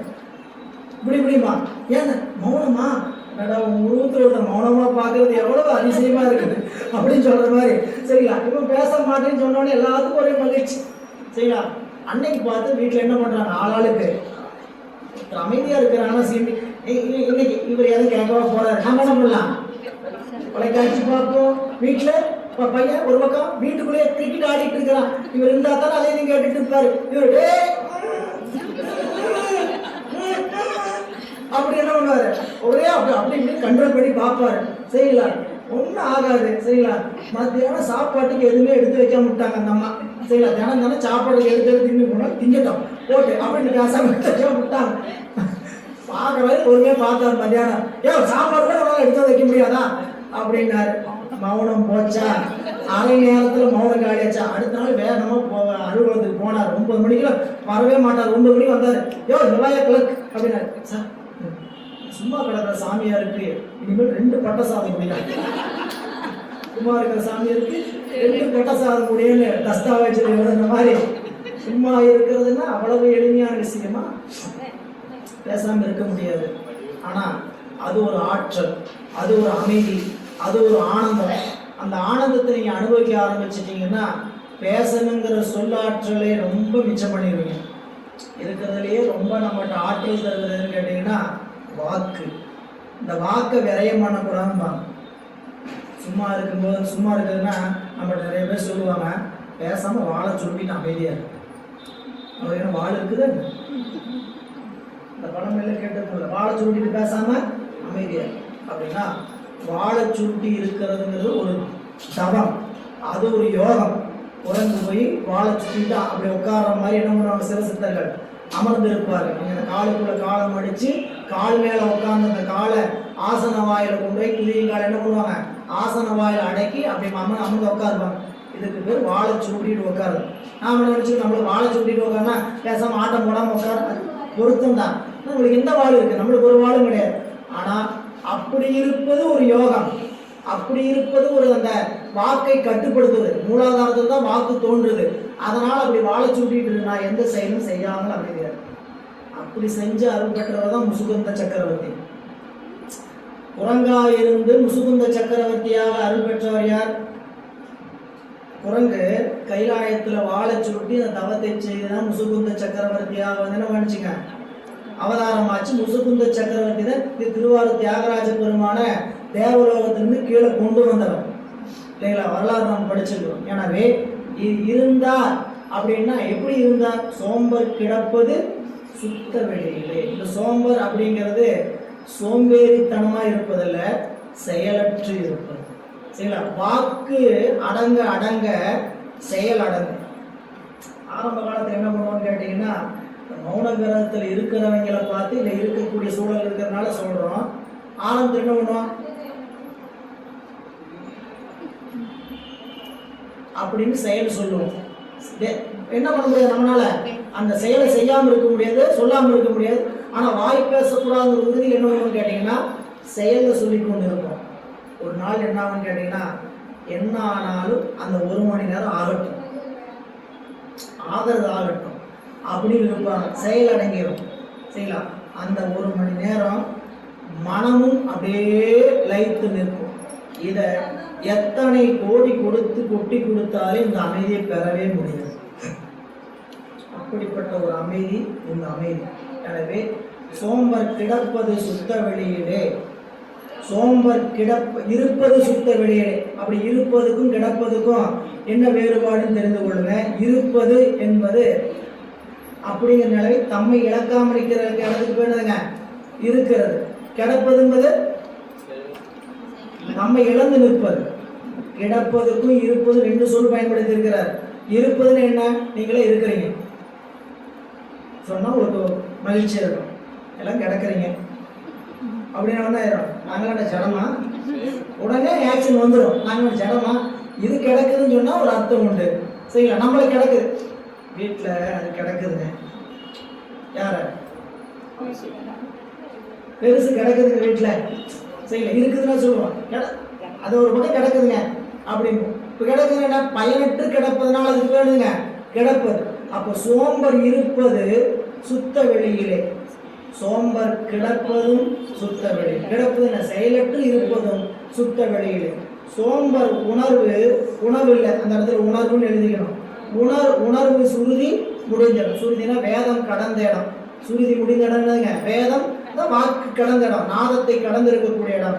சோம்பர் கண்டார் அச்சுருதிக்கண் தூக்கன். அதனால இந்த வேதத்தில் சொல்லப்பட்ட மாதிரி இதை செய்யணும் அதை செய்யணுங்கிற ஒரு கடப்பாட்டையெல்லாம் அவங்க செய்து கொண்டிருக்க மாட்டார்கள். அதையும் கடந்திருப்பார்கள் சிவஞானிகள் அப்படின்னு காட்டுறார். அதனாலதான் நம்மள இதில் சொல்லும் பொழுது அப்பர் சுவாமி சொன்னார், நால்வேதத்து அப்பால் நின்று சொற்பதத்தார் சொற்பதமும் கடந்த சுழற்கரிய சூழலாய் இதுவும் தன்மை அப்படின்னு சொல்லுவார். எனவே இங்க நம்மளுக்கு திருவுந்தியார் ஒரு இடம் சொல்லுவார், சொல்லும் இடம் என்று சொல்ல புகும் இடம் எல்லை சிவனுக்கு என்று உந்தி பெற என்றால் நாம் என் செய்வோம் என்று உந்தி பெற. அப்போ இந்த பாடல்ல இறைவனோய் அந்த சிவசித்தர்களுடைய அதீத நிலையினை எடுத்து காட்டுகிறார் திருமூல தேவநாயனார். இனி 9வது பாடல் பாருங்க. தூங்கி கண்டார் சிவலோகமும் தம்முள்ளே, தூங்கி கண்டார் சிவபோகமும் தம்முள்ளே, தூங்கி கண்டார் சிவபோகமும் தம்முள்ளே, தூங்கி கண்டார் நிலை சொல்வது எவ்வாறே. தூங்கி கண்டார், எங்களை தூங்கினா காண முடியுமா? யோசிச்சு பாருங்க. இந்த தூங்குதல் தான் நம்முடைய தாய்மானவர் சொல்லுவார், தூங்காமல் தூங்கி சுகம் பெறுவது எக்காலம். தூங்காமல் தூங்கி சுகம் பெறுவது எக்காலம். தூக்கம் வராம தூங்கிட்டு இருக்கிறது இல்லை, அந்த தூக்கம் நம்ம உலகத்தில் நம்ம உடம்புல நடக்கக்கூடியது. சரிங்களா? எல்லாருக்குமே தூக்கம் வராம படுத்துக்கிட்டு இருப்பான். இது தூங்காமல் தூங்கிட்டு இருக்கிறது தான். தூக்கம் வரல படுத்துக்கிட்டு இருக்கோம், அது அந்த சுகம் அல்ல. விழித்திருப்போம், உடம்பு இருக்கும், உடம்பு இருக்குங்கிற நினைப்பு நம்ம இடத்துல இருக்க. சரிங்களா? இந்த விழிப்பு நிலை தூக்கத்துக்கு பேரு சொல்லும்போது சொல்றார், தூங்காமல் தூங்கி சுகம் பெறுவது எக்காலம். இந்த நித்தரை அறித்துயில் இதை பத்தி ஒரு தனி நூலே எழுதியிருக்கிறார் நம்மளுடைய மறைமலை எழுதர். யோக நித்திரை அறித்துயில் அப்படிங்கிற அந்த செய்திக்கு தனியா ஒரு நூல் எழுதியிருக்கிறார். அவ்வளவு அதாவது என்ன சொல்லியிருக்கிறான்னு கேட்டீங்கன்னா, உடம்பு இருக்கக்கூடிய நிலையில நாம் பெறுகின்ற கனவு இந்த நிலைகளை பற்றிலாம் சொல்லி, இந்த உடம்பு நீங்கினதுக்கு பிறகு நம்மளோட நிலை என்ன அப்படிங்கிறதை பற்றி விரிவு சொல்லியிருக்கக்கூடிய நூல். அதுல தூங்கி கண்டார் சிவலோகமும் தம்முள்ளே. இந்த சிவலோகம் என்கின்றது எதை சொல்றாருன்னு கேட்டீங்கன்னா, சிவசாமீபியம் என்று சொல்லக்கூடிய மலவாதனையற தியான முறை. பல முறை நம்ம படிச்சிருக்கிறோம். சாரூபம், சாமீபம், சாயுஜ்யம் என்று சொல்லக்கூடியது. சாலோகம், சாமீபம், சாரூபம், சாயுஜ்யம் இதெல்லாம் எங்கேயோ இருக்குது. நாம இந்த இடத்துக்கு போய் இப்படிலாம் அடைய போறோம்னு நினைச்சுட்டு இருக்கோம். சரிங்களா? இந்த உலகத்துல இருக்கிற காலத்தில் இந்த உடம்புல பெறுகின்ற நிலைக்கு சீவன் முத்த நிலைன்னு பேரு. உடம்பு நீங்கி பெறுகின்ற நிலைக்கு பேரு பரமுத்தின்னு பேருங்க. சரிங்களா? அது எங்கும் சிவம் எதிலும் சிவனும் காண்கின்ற நிலை. இங்க உடம்பு இருக்கும் போதே இந்த நிலையை பெற முடியுமா அப்படின்னா பெறலாம். எப்படி பெற முடியும் அப்படின்னு கேட்டீங்கன்னா, சாலோகம் அப்படின்னா சிவபெருமானுடைய உலகம். சிவபெருமானுடைய உலகம் எது சிவபெருமானுடைய உலகம் முதல் இல்லை. அடுத்து நீங்க ஒரு கேள்வி எழுப்புனீங்கன்னா இது என்ன மனிதர்களுக்கான உலகம் நாம் நினைச்சிட்டு இருக்கிறோம். அவனுடைய உலகம் தான் எல்லா உலகமும் செய்யலாம். அப்படி காண்கின்ற அறிவு நம்ம இடத்துல வருகின்ற காலத்தில் இந்த உலகம் எப்படி இருக்கும்? சிவலோகமா இருக்கும். அப்படிதானே கண்டார் அப்பர் சுவாமிகள்.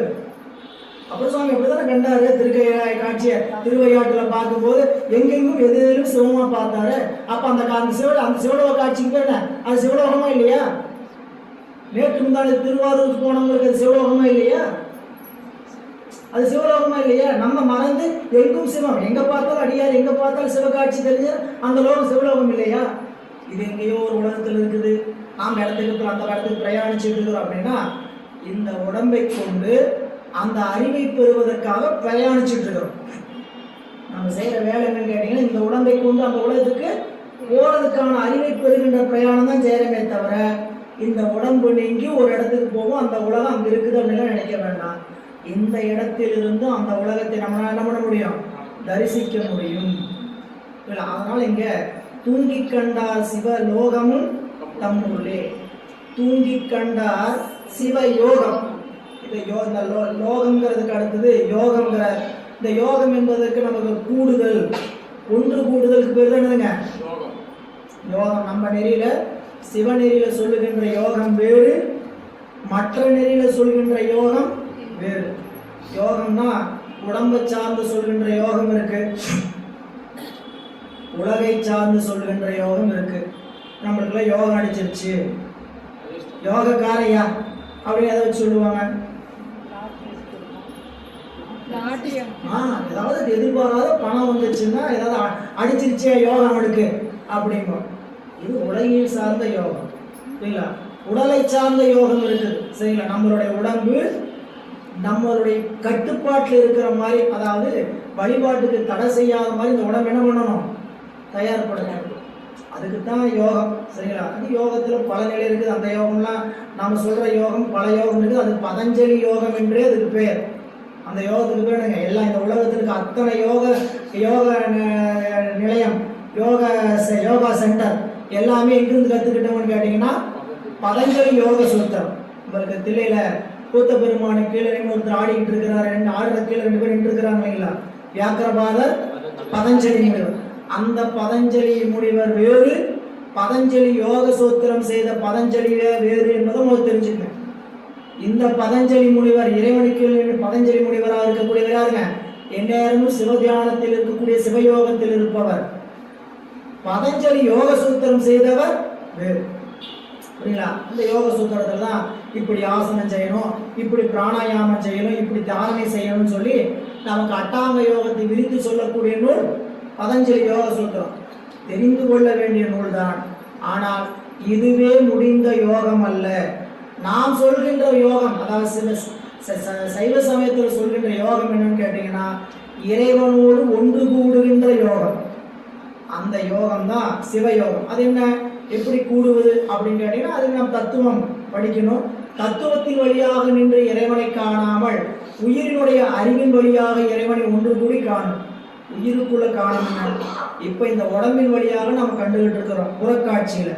இந்த புலங்காட்சியை விட்டுட்டு உயிரினுடைய அறிவில் இருக்கக்கூடிய சிவத்தினுடைய உணர்வை அறிவதற்கு பெயர் தான் யோகம்.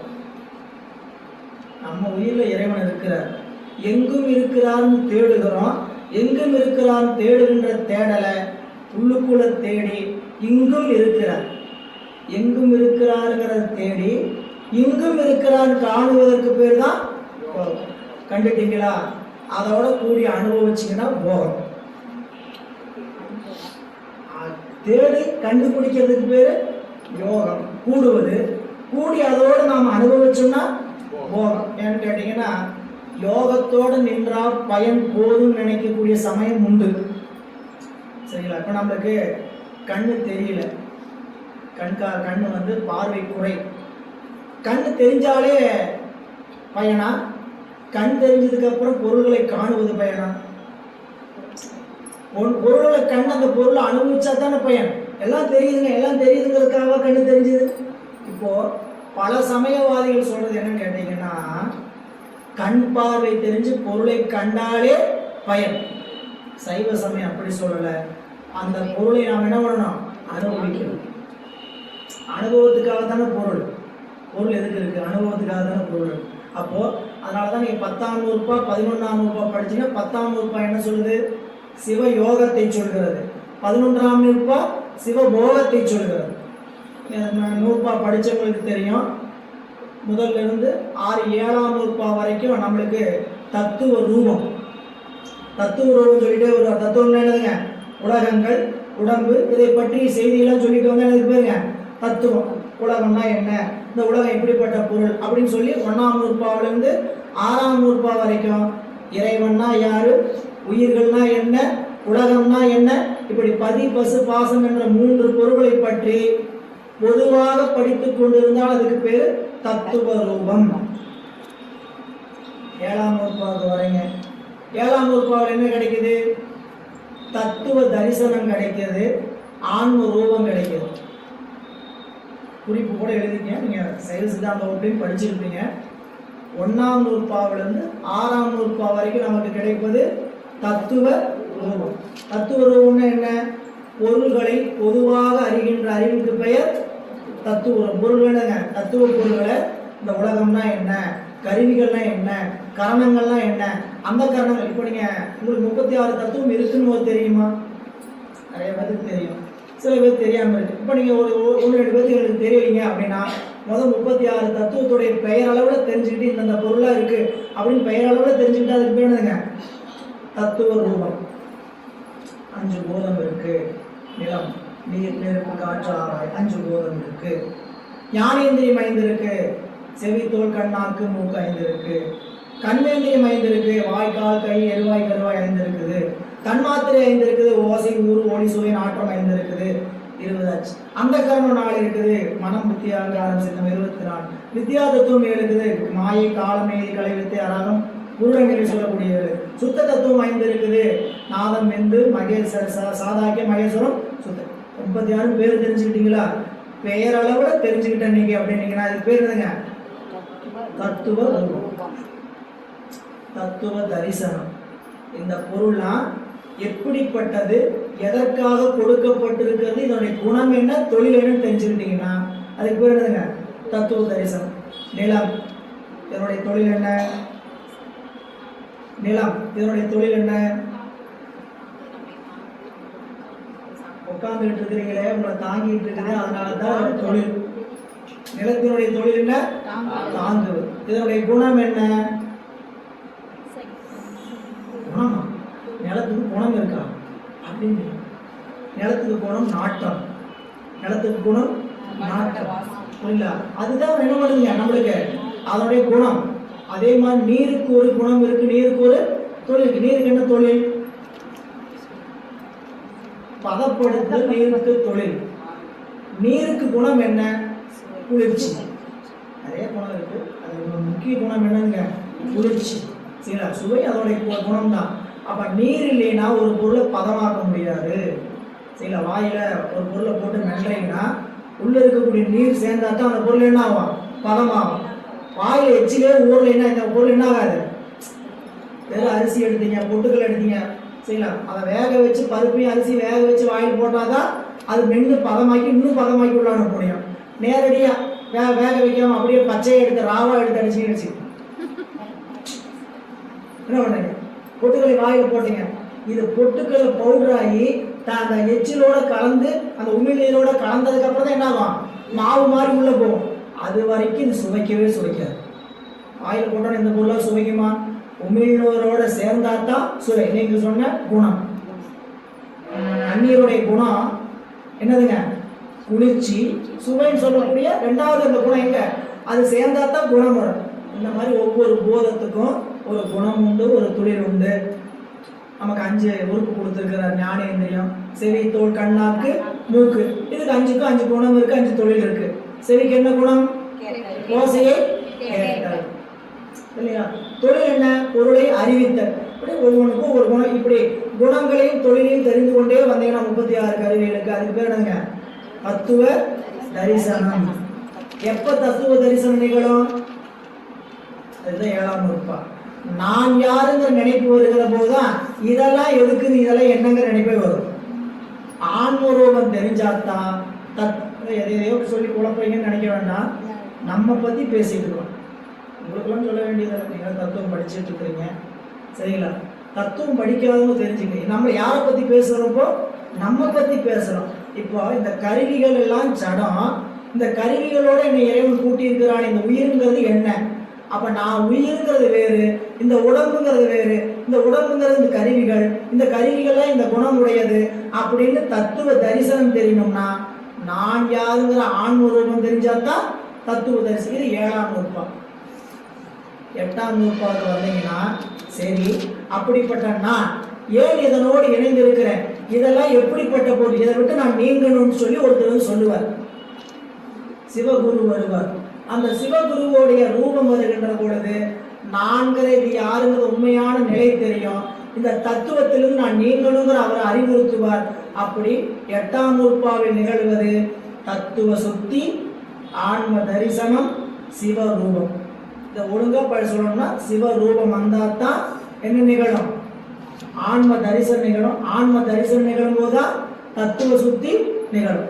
முதல் படிநிலை தத்துவ ரூபம், 2வது படிநிலை ஆன்ம ரூபம் தத்துவ தரிசனம், 3ஆம் படிநிலை சிவரூபம் தத்துவ சுத்தி ஆன்ம தரிசனம் தத்துவ சுத்தி.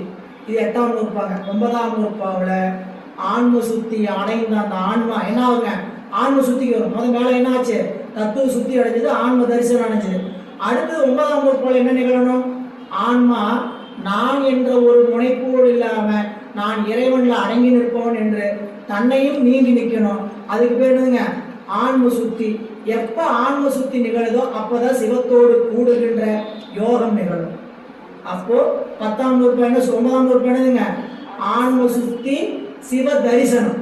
9ஆம் நூற்பாடு ஆன்ம சுத்தி. எப்ப ஆன்ம சுத்தி நடக்குதோ அப்பதான் சிவங்கிற பொருளை உண்மையாகவே நம்மளால என்ன பண்ண முடியும், உணர முடியும். 10ஆம் நூற்பாவில் ஆன்ம சுத்தி சிவ தரிசனம். சிவ தரிசனம் நடந்தா என்ன பண்ண வேண்டியது, நேரம் சிவத்தோடு கூடுகின்ற செய்தியை சொல்கின்ற 10ஆம் நூற்பா சிவ யோகம். சிவத்தோடு கூடிய உயிர் அதனான அனுபவத்தை பெறுகின்ற சிவபோகம் 11ஆம் நூற்பா. வரிசை 7ஆம் நூற்பாலிருந்து 1ஆம் நூற்பாலிருந்து 6ஆம் நூற்பா என்னதுங்க, தத்துவ ரூபம். 7ஆம் நூற்பா ஆன்ம ரூபம் தத்துவ தரிசனம். 8ஆம் நூற்பா சிவரூபம் தத்துவ ஆன்ம தரிசனம் தத்துவ சுத்தி. 9ஆம் நூற்பா ஆன்ம சிவ தரிசனம் ஆன்ம சுத்தி சிவ தரிசனம். 10ஆம் நூற்பா சிவ யோகம். 11ஆம் நூற்பா சிவபோகம். இப்படி படிச்சீங்கன்னா மட்டும்தான் அந்த நூற்பால என்ன சொல்லியிருக்கிறாரே முதல் விளங்கும்.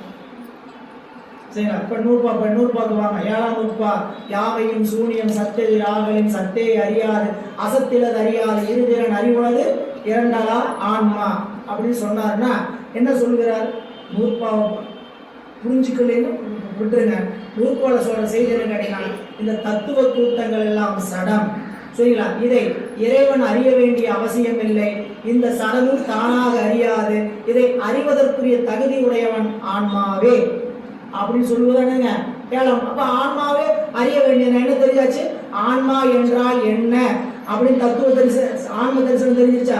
அப்ப இந்த தத்துவங்கள்லாம் அறியாதுன்னு சொல்லியாச்சா. அப்ப அது என்னது, சடம் தெரிஞ்சாச்சா. அப்போ ஆன்ம தரிசனம் ஆன்ம ரூப நிகழும். தத்துவ தரிசனம் 7ஆம் நூற்பாடு. 8ஆம் நூற்பாடு குருநாதர் வருவார். இதெல்லாம் சடம்பா, இதெல்லாம் உனக்கு வேண்டாம் விட்டுன்னு உபதேசம் பண்ணுவார். தத்துவ சுத்தி நிகழும். நீ அறிவுடையவன் சொல்லுவார். ஆன்ம தரிசனம் நிகழும். எதனால் நிகழ்ந்தது, குருநாதன் வந்தான் என்னை அறிவுடையவன் என்று சொன்னார். அறிவுடைய நீ சடப்பொருளோடு சேரக்கூடாது விட்டுவிடும் சொன்னார். சிவரூபம் வந்துச்சு. ஆன்ம தரிசனம் நிகழ்ந்தது. தத்துவ சுத்தி நிகழ்ந்தது. அதுக்கு மேலே அப்படியே வச்சு பொருத்தி படிச்சுங்க. எதுக்கு சொல்ல வந்த கேட்டீங்கன்னா, இறைவனை கூடுகின்ற யோகம் என்கின்ற சைவ சமயம் சொல்கின்ற யோகத்தை பற்றி நல்லா தெரிஞ்சுக்கணும். இறைவனோடு கூடுதல் வேறு, அவனை அனுபவிப்பது வேறு. நமக்கு கூடுதலே போதும் நினைச்சு நின்றுடக்கூடாது, அனுபவத்துக்கு போகணும். ஏன்னு கேட்டீங்கன்னா, நிறைய பேருக்கு அந்த மலவாதனை நீங்கி எதுவும் இல்லாமல் ஒரு எம்டி ஸ்பேஸ் கிடைக்கும். இது ஊசையில் நிற்கிறவங்க. நான் பொதுவாக நீங்கள் எல்லாருக்கும் புரியுமான்னு கேட்டீங்கன்னா கட்டாயம் நம்ம சொல்கிறது எந்த இடமே புரியாது. ஒரு இடத்துல நம்ம அறிவு பிளாங்காக இருக்கும் வழிபாட்டில். பிளாங்கா இருக்கிற அந்த இடம் பத்தாது. நாம போய் அப்பா எதையும் நினைக்காம இருக்க வச்சிட்டார் சாமி அப்படின்னா, அந்த எதையும் நினைக்காம வச்சுட்டு இருக்கக்கூடிய இறைவனை கூடி இருக்கக்கூடிய அந்த அருள், அதுக்கு சொல்லக்கூடிய இடம் என்ன கேட்டீங்கன்னா அருளோடு கூடி இருப்பது. தரிசனம் நடந்திருக்கு. என்ன தரிசனம் நடந்திருக்கு? பறை தரிசனம் நடந்திருக்குது. சக்தியினுடைய தரிசனம் தான் நடந்திருக்கே தவிர சிவத்தோடு நம்ம என்ன ஆகல, இன்னும் கூடல. அந்த சிவத்தோடு கூடுவதற்கும் சாதனை அவசியம். சரிங்களா? அந்த சாதனை என்னன்னு கேட்டீங்கன்னா பக்தி. நீங்க 10ஆம் நூற்பாவுல சிவமாகிய அருளை கூடுவதற்கு சாதனை என்னன்னு கேட்டீங்கன்னா அவனே தானேயாகிய அந்நெறி ஏகனாகி இறைவனை நிற்க, அவ்வளவுதான் சாதனை. சரிங்களா? கூடியாச்சு. அந்த இன்பத்தை அனுபவிக்கணும்னா நீ அதுக்கு மேல ஒரு சாதனை செய்யணும். பக்தியை மறக்காதே, இறைவன் செய்த உபகாரத்தை மறக்க. அதுதான் 11ஆம் நூற்பா. எனவே இங்க சொல்லுகின்ற, சரி இங்க வந்துடும். தூங்கி கண்டார் சிவலோகமும் தம்முள்ளே. பாட்டு ஒரே பொருள் தான் தருன்னு நினைச்சுக்குவோம். தூங்கி கண்டார் சிவலோகம் தம்முள், தூங்கி கண்டார் சிவயோகமும் தம்முள்ளே, தூங்கி கண்டார் சிவபோகமும் தம்முள்ளே. தூங்கி கண்டார் நிலை சொல்வது எவ்வாறு அப்படி எல்லாம் ஒரே மாதிரி இருக்குது. ஆனா அதெல்லாம் இல்லை. சிவலோகம் என்பது மலவாதனையற்று சிவபெருமானுடைய அருகாமையில் இருக்கக்கூடிய நிலையை தியானம் செய்யறது. நம்மளுடைய தியானம் எப்படி இருக்கணுங்க? பொதுவாக இப்போ நம்ம முடிச்சுட்டு இருக்கிறோங்க, சரிங்களா? எதுவும் தெரியாம சிவம் நம்மோடு கூட இருக்குதுங்கிற நினைப்போடு இருந்துட்டு இருந்தா அந்த இடம் இந்த இடம் என்ன இடம்? சிவலோகம். இந்த இடம் சிவலோகம் ஆகணுமா? சுற்றி இருக்கிற எல்லாருமே நம்மளுக்கு என்ன இருக்கக்கூடாது? காட்சிப்படவே கூடாது. இல்லை, காட்சிப்படாமல் இருந்தால் இந்த இடம் சிவலோகம். முதல் இடத்துலேருந்து அடுத்த இடத்துக்கு போங்க. சிவயோகம் அப்படின்னா அப்படி இந்த உலகம் காட்சிப்படாமல் இருக்குது. இப்போ என்ன காட்சிப்பட்டு கொண்டு இருக்குதுன்னு கேட்டீங்கன்னா, என்னை நான் சிவமாகவே உணர்கிறேன். சாரூபம், இறைவனுடைய ரூபமாகவே நம்ம நினைந்து கொண்டு தியானம் பண்ணணும். அதுக்கு பேர் என்னதுங்க? சிவ சாரூபம் பெறுகின்ற, அதுக்கு பேர் தான் சிவயோகம். 3வது நிலை. அப்படி அனுபவப்பட்ட நிலையில அதனோடு கூடி இன்பத்தை அனுபவிப்பதற்கு பெயர் சிவபோகம். இந்த இன்பத்தை தான் நீங்க தூங்கி கண்டார். தூங்கி காண முடியுமா? காணலாம். படுத்துட்டு தூங்கில, முடிச்சுக்கிட்டே தூங்குறது இல்லை. இதை கொஞ்சம் நம்ம என்ன பண்ணணும்னு கேட்டீங்கன்னா, அந்த தியானம் பண்ற இடத்துக்கு கண்ணை மூடி உட்காந்து பண்றதா தியானம் நினைச்சுட்டு இருக்கக்கூடாது. தியானம்னா உடனே என்ன பண்ணிடுவோம்?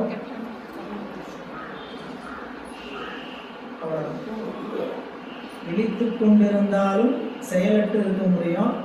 இது நம்ம சொல்லால விவரி. அதனால வேணும் சொல்லட்டாருங்க. தூங்கி கண்டா நிலை சொல்வது எவ்வாறு? சொல்லி சொல்லி புரிய வைக்க முடியுமா? இதை இது அனுபவத்தினால் நம்ம புரிஞ்சுக்கிற மாதிரி சொல்ல வச்சுங்க. காலையில் என்ன சாப்பிட்டீங்க? அன்னப்பூர்ணால ரவா தோசை சாப்பிட்டேங்க. நான் சாப்பிட்டேன்னு வச்சுக்க, நான் இங்கே வந்து தான் கஞ்சி தான் முடிச்சேன். கேட்குறாங்க, என்ன சாப்பிட்டீங்க காலையில்? அன்னப்பூர்ணால ரவா தோசை. எப்படி இருந்தது? அன்னப்பூர்ணா சாம்பார் இட்லி சாப்பிட்டோம்னா அடாடா, கிருஷ்ணா ஸ்வீட்ஸ் மைசூர் பாக் சாப்பிட்டா அடாடாடா சொல்லிட்டே வரேன். இதை நீங்கள் சாப்பிட்ருந்தீங்கன்னு சொல்லுவீங்க. ஆமாம் ஐயா சொல்றது சரிதான். நீங்களும் அந்த கிருஷ்ணா ஸ்வீட்ஸ் அனுபவிச்சுருந்தீங்கன்னு சொல்லுங்க.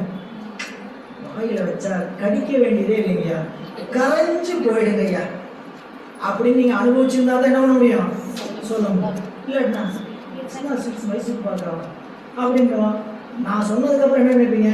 என்னைக்காவது ஒரு நாள் என்ன பண்ணிடணும், சாப்பிட்டோம். இப்போ இந்த உணவை நான் என்ன சொல்லுவேன் கடைசியா? ஐயா அது எப்படிங்க நல்லா இருந்து சொல்லிடுறேன். யோ சாப்பிட்டு பார்த்தீங்கன்னா தான் தெரியும். என்ன பண்ணிடுற கடைசியில்? யோ நீ சாப்பிட்டு பார்த்தாலே தெரியும் அப்படிங்கிற. இங்க தூங்கி கண்டார் இப்படி சிவலோகமா இருக்கும், தூங்கி கண்டாருக்கு சிவயோகத்தில் கூடியிருப்பாங்க, தூங்கி கண்டார் சிவபோகத்தில் கூடியிருப்பாங்க. எப்படிங்க ஐயா? நாம அந்த இடத்துக்கு போய் அனுபவிச்சா மட்டும்தான் அந்த நிலையை உணர முடியுமே. அப்படி இப்ப அனுபவப்படாத ஏன் சொல்லியிருக்கிறான்னு கேட்டீங்கன்னா, இப்ப நான் சொன்ன மாதிரிதான். நாளைக்கு கோயம்புத்தூர் போய் யாராவது இறங்குனீங்கன்னா, பேருந்து நிலையத்தில் இறங்கினோடனே அன்னபூர்ணா இருக்கும். கடையை பார்த்தோன்னே உங்களுக்கு என்ன தோணும்? காலையில நேரம் சாப்பிட நேரமா வந்தோம், ஐயா அன்னைக்கே சொன்னாரு சாம்பார் இட்லி நல்லா இருக்குன்னு சொன்னாரு, சரியா இன்னைக்கு சாப்பிட்டு பார்த்துடணும் அப்படின்னு விருப்பம் உள்ள வரும் பாருங்க. அந்த மாதிரி இப்ப சிவன் நம்மளுடைய திருமூலர் சொன்ன அனுபவம் நமக்கு என்ன தோணும்? நமக்கான விழிப்புணர்வு. நாம் என்ன நினைப்போம்? இப்படி ஒரு நிலை இருக்கா? இந்த மாதிரி ஒரு நிலை இருக்கா அப்படி நம்ம என்ன பண்ணுவோம், அந்த நிலையை விருப்பப்பட ஆரம்பிப்போம். பயணிப்போமா பயணிக்க மாட்டோமான்னு தெரியாது. இன்னைக்கே போய் உட்காந்துட்டு கண்ணை முடிச்சுட்டு முடிச்சு மேலே மேலே எட்டி பார்த்துட்டு இருக்க போகிறோம், அப்படி இல்லை. ஆனால் உள்ளுக்குள்ள என்ன ஆயிடுன்னு கேட்டிங்கன்னா, அந்த விருப்பமான ஒரு துளி என்ன பண்ணப்பட்டது, நிறையா போடப்பட்டது. இது உண்மையா நாம் அந்த நிறைய விரும்பணும்னா இறைவனை நோக்கிய பயணத்தில் இது வேற எதையும் நினைக்காம உண்மையிலேயே இறைவனை விரும்பிய பயணமாக இருந்தால் இந்த தத்துவ இந்த விளக்கங்களை எல்லாம் அவர் உள்ளிருந்து விருட்சமாக வளர்த்திடுவார். நமக்கு ஒன்றே ஒன்று தான் தேவை, அந்த விருப்பம் உண்மையானதாக இருக்கும், சும்மா போலியாக இருக்கக்கூடாது. அந்த விருப்பம் உண்மையானதாக இருந்தால் நிச்சயமாக திருமூலர் பெற்ற அனுபவத்தை நமக்கு என்ன பண்ணிடுவார், கொடுத்துருவார். எனவே தூங்கி கண்டார் நிலை சொல்வது எவ்வாறே, இதைத்தான் நம்மளுக்கு நூல்களில் என்று சொல்கிறார். தூங்குதல் என்றது தம்முனைப்பால் சிவமல்லாத பிற பொருளாகிய தம்மையும் தம்மை சார்ந்துள்ள உடம்பு உலகம் என்பவற்றை அறிதலை மறந்த நிற்றலையாம்.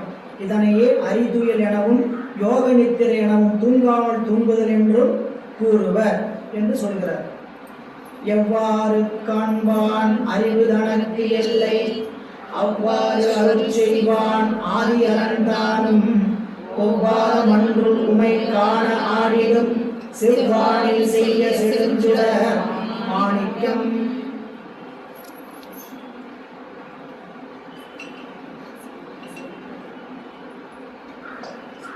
இந்த பாடல் நமக்கு இறைவன் நம்மளுடைய அறிவை எப்படி பார்ப்பார், நமக்கு எப்படி அருள் செய்வார், ரொம்ப எளிமையான செய்தி தாங்க.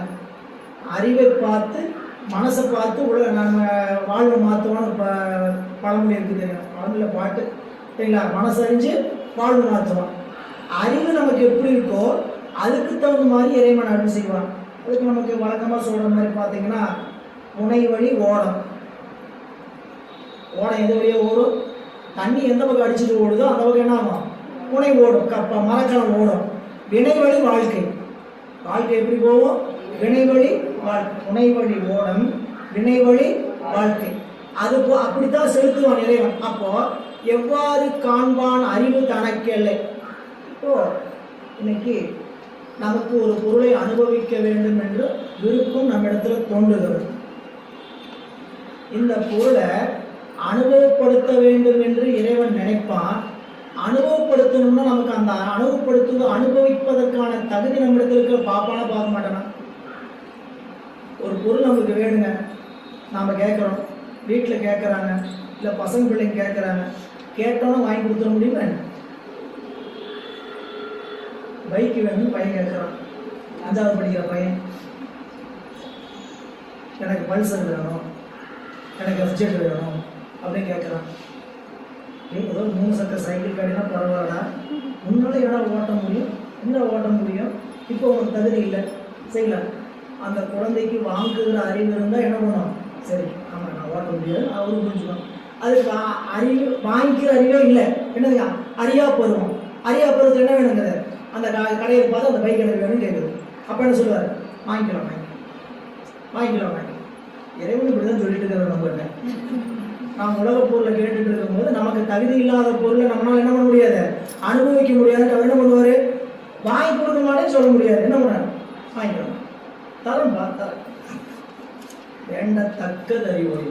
இறைவன் எப்படிப்பட்டது அறிவார், வேண்டத்தக்கது சரிங்களா. எனக்கு என்ன வேணும், என்னால் என்ன அனுபவிக்க முடியுங்கிறது அவரை தவிர வேறு யாருக்கு தெரியும். நம்ம அறிவுக்குள் இருக்கிறார், நம்மளால இந்த பொருளை அனுபவிக்கும். நாம் நினைக்கிறோம் என்னால் முடியும், நீங்கள் முடிவு பண்ணுறீங்க சார், நீங்கள் ஏன் சாமி முடிவு பண்ணுறீங்க, என்னால் அனுபவிக்கணும்னு நீங்கள் முடிவு பண்ணுறீங்க. கொடுத்து பார்த்தா தான் தெரியும் நம்ம லட்சணம் சரிங்களா. நாம் புரிஞ்சுக்கிறக்கார் ஒரு இசை வகுப்பு சேரணும்னு ஆசைப்படுறோம், நல்லா பாடணும்னு ஆசையோட என்ன பண்ணுறோம், ஒரு இசை வகுப்பு சேரணும்னு ஆசைப்படுறோம். பாதியாட்ட போய் உட்காந்தோம், சார் இன்னைக்கு எவ்வளோ நேரம் வேணாலும் எனக்கு பாடம் எடுத்துருங்க, இன்னைக்கு எவ்வளோ நேரம் வேணாலும் எனக்கு பாடம் எடுத்துருங்க. சாயங்காலம் போகும்போது நான் ஒரு இசை மேலையாக தான் வெளியே போவேன்.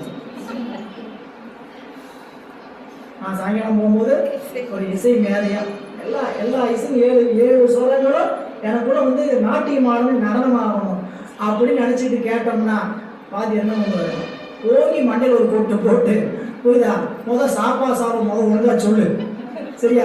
காலையில சாயங்காலம் என்ன சொல்லிட்டு இருப்பாரு? நான் சொல்ற மாதிரி சாப்பாசா திரும்ப திரும்ப வந்துகிட்டே இருக்கணும். 1 மணி நேரம் சா பா சா பா தொண்டை பேர். இந்த சாப்பாசா சொல்றதுக்கே தொண்டை தகுதியா இல்லை. உனக்கு என்ன ஆசை வந்துருச்சு? இசைங்க. அப்போ தகுதியை ஒன்றை உருவாக்கி கொள்ளாம ஆசை எப்படி இருக்குது? அரசாணை. ஆசை எப்படி இருக்குது? அரசாணை. அதிர்ஷ்டம் எப்படி இருக்குது? ஆடு மேய்க்கும். ஆசை இருக்கு அரசால, அதிர்ஷ்டம் இருக்குது ஆடு மேய்க்கிற மாதிரி. நமக்கு ஆசை இருக்குது, நிறைய ஆசை இருக்குது. சரிங்களா? நம்மளுக்கு தோன்ற ஆசையெல்லாம் இறைவன் கொடுத்ததல்ல. சரி, நம்மளுடைய அறிவுக்குள்ள இருக்கக்கூடிய ஆணவ மலை என்ன செய்யுது? இந்த பொருள் மேல ஆசைப்படுது. ஏன்? ஆணவ மலம் பஞ்ச கிளேசம் உடையது. நமக்கு பஞ்ச கிளேசத்தை உருவாக்கிட்டே இருக்கும், 5 வகை குற்றங்களை உருவாக்கிட்டே இருக்கும். அதுல ஆசை, அவா என்று சொல்லக்கூடிய அஞ்ஞானம் என்று சொல்லக்கூடிய உருவாகிட்டே இருக்கும். இத்தனையும் உருவாக்குகின்ற அறிவை கொண்டுதான் நாம் அதை செஞ்சிடுவோம் இதை செஞ்சிடும் சொல்லிடுவோம். அப்ப இறைவன் என்ன பண்ணுவான்? நம்ம அறிவு என்ன அனுபவிக்கிறது அவனுக்கு தெரியும். முதல் வரியா தான் சொல்றார், எவ்வாறு காண்பான் அறிவு தனக்கெல்லை அவ்வாறு அருள் செய்வான் ஆதி அறந்தான். நம்ம அறிவு எதை அனுபவிப்பதற்கு தகுதி உடையதா இருக்குதோ அந்த அளவுதான் அனுபவப்படுத்துவதற்கு இறைவன் அருள் செய்வான். புரியல? எல்லாத்துக்கும் பொறுத்தீங்க. பாடம் புரியலையா? டோன்ட் வரி, ஒரு கவலையும் படக்கூடாது. இன்னைக்கு வகுப்பு புரியலையா? சுத்தமா புரியலையா? சந்தோஷம், பரவாயில்ல, விடுங்க. இன்னைக்கு நமக்கு அவ்வளவுதான். சாமி என்ன பண்றாரு? படி கலக்கிறாரு. இல்ல, இன்னைக்கு என்ன நாளோ தெரியல, என்ன நீங்க சொன்னதெல்லாம் எனக்கு புரிஞ்சுது. என்ன நினைச்சுக்கிறாரு? இன்னைக்கு எல்லாத்தையும் கேரி பண்ணிட்டு போன்னு நினைக்கிறாரு. ஒரு நாள் என்ன பண்றாரு? சும்மா அனுப்புறேன். ஏன் கேட்டீங்கன்னா, இன்னைக்கு இந்த அளவுக்கு போதும். சரி, அப்போ நான் எப்போதான் படித்து, எப்போதான் நான் எல்லாத்தையும் தெரிஞ்சு, எப்போதான் மிஸ்டேக் அடிக்கிறது? இது யாருடைய கவலை? இதை பற்றி யார் கவலைப்படணும்? நம்மளுடைய வேலை சாதனை செய்து கொண்டே இருக்கும். சரி, சாதனையில் முட்டுக்கட்ட வைக்கக்கூடாது. நம்ம என்ன பண்ணணும்? உட்காந்து பேசாமல் பாடம் கேட்கணும், அதற்கான சாதனை செய்து கொண்டு இருக்கணும். அந்த இடத்துல நம்மளுடைய வேலை என்ன கேட்டீங்கன்னா ப்ரெசன்ஸ். இதை செஞ்சோம்னா போதும். திருத்த வேண்டிய வேலை யாருடையது? சிவத்தினுடைய வேலை. நாம் கேட்டுக்க வேண்டியது, சாமி என்னை திருத்தி திருத்தி என் சிந்தை இடங்கொள் கைலாய். என்னுடைய அறிவில் இருக்கக்கூடிய குற்றத்தை நீக்குங்க. ஒரு தாய்க்கும் தந்தைக்கும் தாங்க ஒரு குழந்தைகிட்ட இருக்கக்கூடிய தீமைகளை எல்லாம் நீக்கி நன்மைப்படுத்த நினைப்பான். சரிங்களா? அந்த குழந்தை நினைக்குமா, நான் தன்னோட இடத்துல தீமை நன்மை இருக்கு, இந்த தீமையெல்லாம் நீக்கிக்கணும். ஒரு வேலை நினைத்து அது எவ்வளவு நீக்க முடிஞ்சாலும் தந்தையும் தாயும் கவனிச்சு நீக்கிற அளவுக்கு அந்த குழந்தையினால கூட என்ன பண்ண முடியாது, நீக்கிக்கொள். நமக்கு தாயும் தந்தையுமாய் இருப்பவன் இறைவன். எவ்வாறு காண்பான் அறிவு தனக்கல்லை அவ்வாறு அருள் செய்வான் ஆதி அறந்தான். அப்படி அருள் செய்வதற்கு இறைவன் என்ன செய்யறான்னு கேட்டீங்கன்னா, ஒவ்வாத மன்றுள் உமை காண ஆடிடும். அப்படி நமக்கு நம்ம அறிவுக்கு தகுந்த மாதிரி நம்ம வினையை ஊட்டுவதற்கு இறைவன் என்ன செய்யறாங்களா, தன்னுடைய மன்றுள் தன்னோடு ஆடுகின்ற சக்தியாக இருக்கக்கூடிய அம்பிகையை தொழிற்படுத்துகிறான். ஒவ்வாத மன்றுள் உமைக்கான ஆடிடும் அவன் செவ்வானில் செய்ய செழுஞ்சுடர் மாணிக்கம். இந்த அருட்சக்தி நமக்கு என்ன சக்தியா வருதுங்க? திரோதான சக்தியா வரும். பல முறை நமக்கு இறைவன் உலகத்தில் தொழில்படுத்தி நமக்கு வினையை ஊட்டும் போது அவனுடைய அருட்சக்தி நேரம் தொழில்படுறதில்லை. அவனுடைய அருட்சக்தி திரோதான சக்தியா என்றுதான் தொழில்படும். திரோதான சக்தி அருட்சக்தி வேறு வேறு இல்லை. இதை எந்த அளவுக்கு நம்மளால அறிவில் வாங்கி கொடுக்க முடியும்னு தெரியாது. ஏன்னு கேட்டீங்கன்னா, என்னமோ சக்திங்கிறாங்க, அருட்சக்திங்கிறாங்க, திரோதான சக்திங்கிறாங்க. இந்த சக்தி சிவமும் வேறு இல்லைன்னு வேற சொல்றாங்க. இதெல்லாம் எப்படி வாங்கிக்கிறதுனே தெரிய மாட்டேங்குது. பாடம் படிக்கும்போது எல்லாம் புரிஞ்ச மாதிரி சரிங்க சரிங்க சரிங்கன்னு போயிடுறோம். ஐயாட்ட போய் கேட்டோம்னா அவர் ஒரு விளக்கம் சொல்லுவார். இந்த மின்சாரம் தான் சிவம், இந்த மின்சாரம் செயல்படுகிற ஆற்றல் இருப்ப ஃபேனா சுத்துது, இந்த ஃபேன் தான் சக்தி, இந்த ஃபேனா சுத்தும் போது சுழல் சக்தி, அந்த விளக்காய் எரியும் போது எரிசக்தி, சுடும் போது சுடு சக்தி, பிரிச்சில குளிரும் போது குளிர் சக்தி. அந்த சக்தி என்னது? வேறு வேறா தொழில்படுதே தவிர மின்சாரமா இருக்குது அப்படின்னு தான் சொல்லி வெளியே உலகத்தையெல்லாம் விளக்கிறீங்க. ஆனால் என் அறிவுக்கு விளங்கவே மாட்டேங்குது அப்படின்னா அதுக்குத்தாங்க உபதேசம் தரணும். இறைவனுக்கு குருநாதருடைய உபதேசம் தரணும். இன்னும் கொஞ்சம் அந்த திரோதான சக்தியை பற்றி இன்னும் கொஞ்சம் புரிஞ்சுக்கிற மாதிரி வச்சுக்கணும்னா புரிஞ்சுக்கிறதுக்காக தான். யாரையாவது மனசு யாரையாவது காயப்படுத்துற நினச்சிக்காதீங்க. உலக நிலையில் இருக்கிற உதாரணத்தை சொல்லும் போது எங்கேயாவது சில பேருக்கு பாஞ்சினது, அது பாஞ்சு நம்மளை தான் சொல்லுவாங்க, ஐயா நம்மளை கவனிச்சுட்டு தான் சொல்லுவாங்கன்னு நினச்சிடக்கூடாது. சரிங்களா?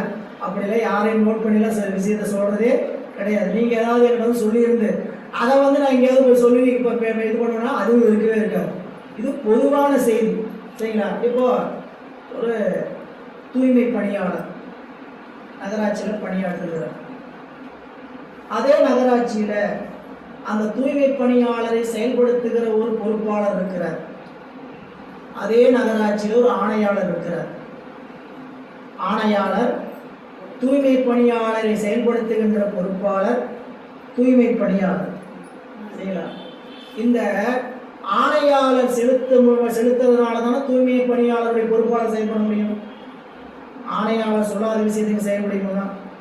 ஆணையாளர் போல சிவம், அந்த ஆணையாளருடைய பொறுப்பாளர் போல அருட்சக்தி.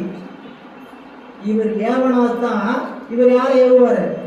தனக்கு கீழே இருக்கக்கூடிய தூய்மை பணியாளர் ஏவுவார். நீ போய் அந்த தெருவில் அதை சுத்தம் பண்ணுப்பா, இந்த தெருவில் இந்த குப்பையை எடுத்துட்டு வாப்பான்னு சொல்லுவார். சரிங்களா? இப்போ குப்பை எடுக்கிறதுனால அவர் வந்து நகராட்சி பணியாளராக எல்லாம் போயிடுவார். என்ன, அவரும் ஆஃபீஸ் ஸ்டாஃப் தானே, அவர் கவர்மெண்ட் ஸ்டாஃப் தானே, அதில் எந்த மாற்றமும் இல்லை. அவர் குப்பை எடுக்கிறதுனாலே அவர் என்னது கவர்மெண்ட் ஸ்டாஃப் தான். பொறுப்பாளராக இருக்கிறதுனால அவரும் கவர்மெண்ட் ஸ்டாஃப் தான். ஆணையாளராக இருக்கிறதுனால அவரும் அரசு அதிகாரி தான். சரிங்களா? இப்போ நம்ம புரிஞ்சுக்கிற மாதிரி சொன்னா, நம்மை வினை வழி நம்மை தொழில்படுத்தி நம்மளோடு மலத்தோடு இருந்து தொழில்படுத்துகின்ற அந்த திரோதான சக்தி போல தூய்மை பணியாளர். சரிங்களா? நமக்கு அருள் செய்வதற்காக காத்திருக்கக்கூடிய அருட்சக்தியாக இருப்பது பொறுப்பாளர். அந்த அருளை செலுத்துவதாக இருக்கக்கூடிய சிவமாக இருப்பது அந்த ஆணையாளர். இப்படி நீங்க வச்சு பொருத்தி பார்த்தீங்கன்னா எல்லாரும் ஒண்ணுதான். சரிங்களா? அவங்க செய்யற தொழில் பேதத்தினால நமக்காக இறங்கி வந்து அந்த இடத்துல இறங்கி செய்யறதுனால அவங்கள நாம என்ன நினைச்சு கூடாது, ஓ திரோதான சக்தி அது மலம்னு சொல்லிட்டாங்க, அது ஏதோ கீழானது நினைச்சிடக்கூடாது. அது நமக்காக இறைவன் இறங்கி நிற்கக்கூடிய இடம். என்னங்க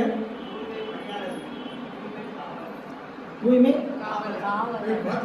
அதுதான் இது எதையோ சொன்னோமே இங்கே இருப்பேன், நான் புரிஞ்சுக்கிறதுக்காக சொல்றேன். இன்னைக்கு தூய்மை காவலன்னு சொல்லுவாங்க, ஏதோ ஒரு பேர் புரிஞ்சுக்கிட்டீங்கன்னா சரிங்களா? அப்போ அந்த தொழிலை செய்யற போது என்ன ஆயிடுன்னு கேட்டீங்கன்னா, அந்த தொழிலுக்குரியவராக அவர் நிற்கிறாருங்கிறதுக்காக அவர் அந்த இடத்துல தூய்மை இல்லாதவரால், அவரும் அந்த அலுவலகத்தில் ஒருவருடைய அரசு அதிகாரி, எனவே அந்த அரசு பொறுப்பாளர். எனவே இறைவன் நம்ம இன்னும் கொஞ்சம் சொல்லணும்னா, நம்ம வீட்டில் நம்ம கழிவறை நம்ம சுத்தம் பண்ணுறோம் வச்சுங்க, நம்மளுடைய தொழிலுடைய பேதத்தினால நம்ம மாறுபட்டு நிற்போமா என்ன, அந்த இடத்துல அந்த வேலையை செய்யறமே அவ்வளவே தானே தவிர நம்மளுடைய அருள்நிலைனா நம்மளுடைய தொழில்நிலை என்ன ஆகாது, நான் தான். சரிங்களா? அந்த இடத்துல நம்ம பணியை செய்யறதுனால இறங்கி செய்யறேன். சரிங்களா? எனவே இந்த இடத்துல எவ்வாறு காண்பான் அறிவு தனக்களை அவ்வாறு அருள் செய்வான் ஆதி அரண்டான் ஒவ்வாத மன்று. இதெல்லாம் விளக்க வேண்டியதில்லை. அந்த மன்று எப்படிப்பட்ட மன்று? ஒப்பில்லாத இடம். அவ்வாறு ஒவ்வாத மன்று உமைக்கான ஆடிடும் செவ்வானின் செய்ய செழுந்துடல் மாணிக்கம். இதுல ஒரு செய்தியை சொல்றாருங்க. இறைவன் நடுநிலை தவறாதவர். செவ்வானில் அப்படின்னா நடுநிலைமை. ஏன்னா இறைவன் இப்படி அருள் செய்யறான்னு சொல்றீங்களே, அவங்க அறிவுக்கு தகுந்த மாதிரி அவங்கவுங்களுக்கு அருள் செய்யறான்னு சொல்றீங்களே, அப்போ இறைவன் வேதம் பார்க்கறாருன்னு தான் அர்த்தம். உங்களுக்கு தகுந்த மாதிரி ஒன்று கொடுக்குறாரு, எனக்கு தகுந்த மாதிரி ஒன்று கொடுக்குறாருன்னா அவர் வேதம் பார்க்கறாருன்னு தான் அர்த்தம். அப்படின்னு ஆயிடக்கூடாதுங்கிறதுக்காக இல்லை, அவர் நடுநிலையுடைய.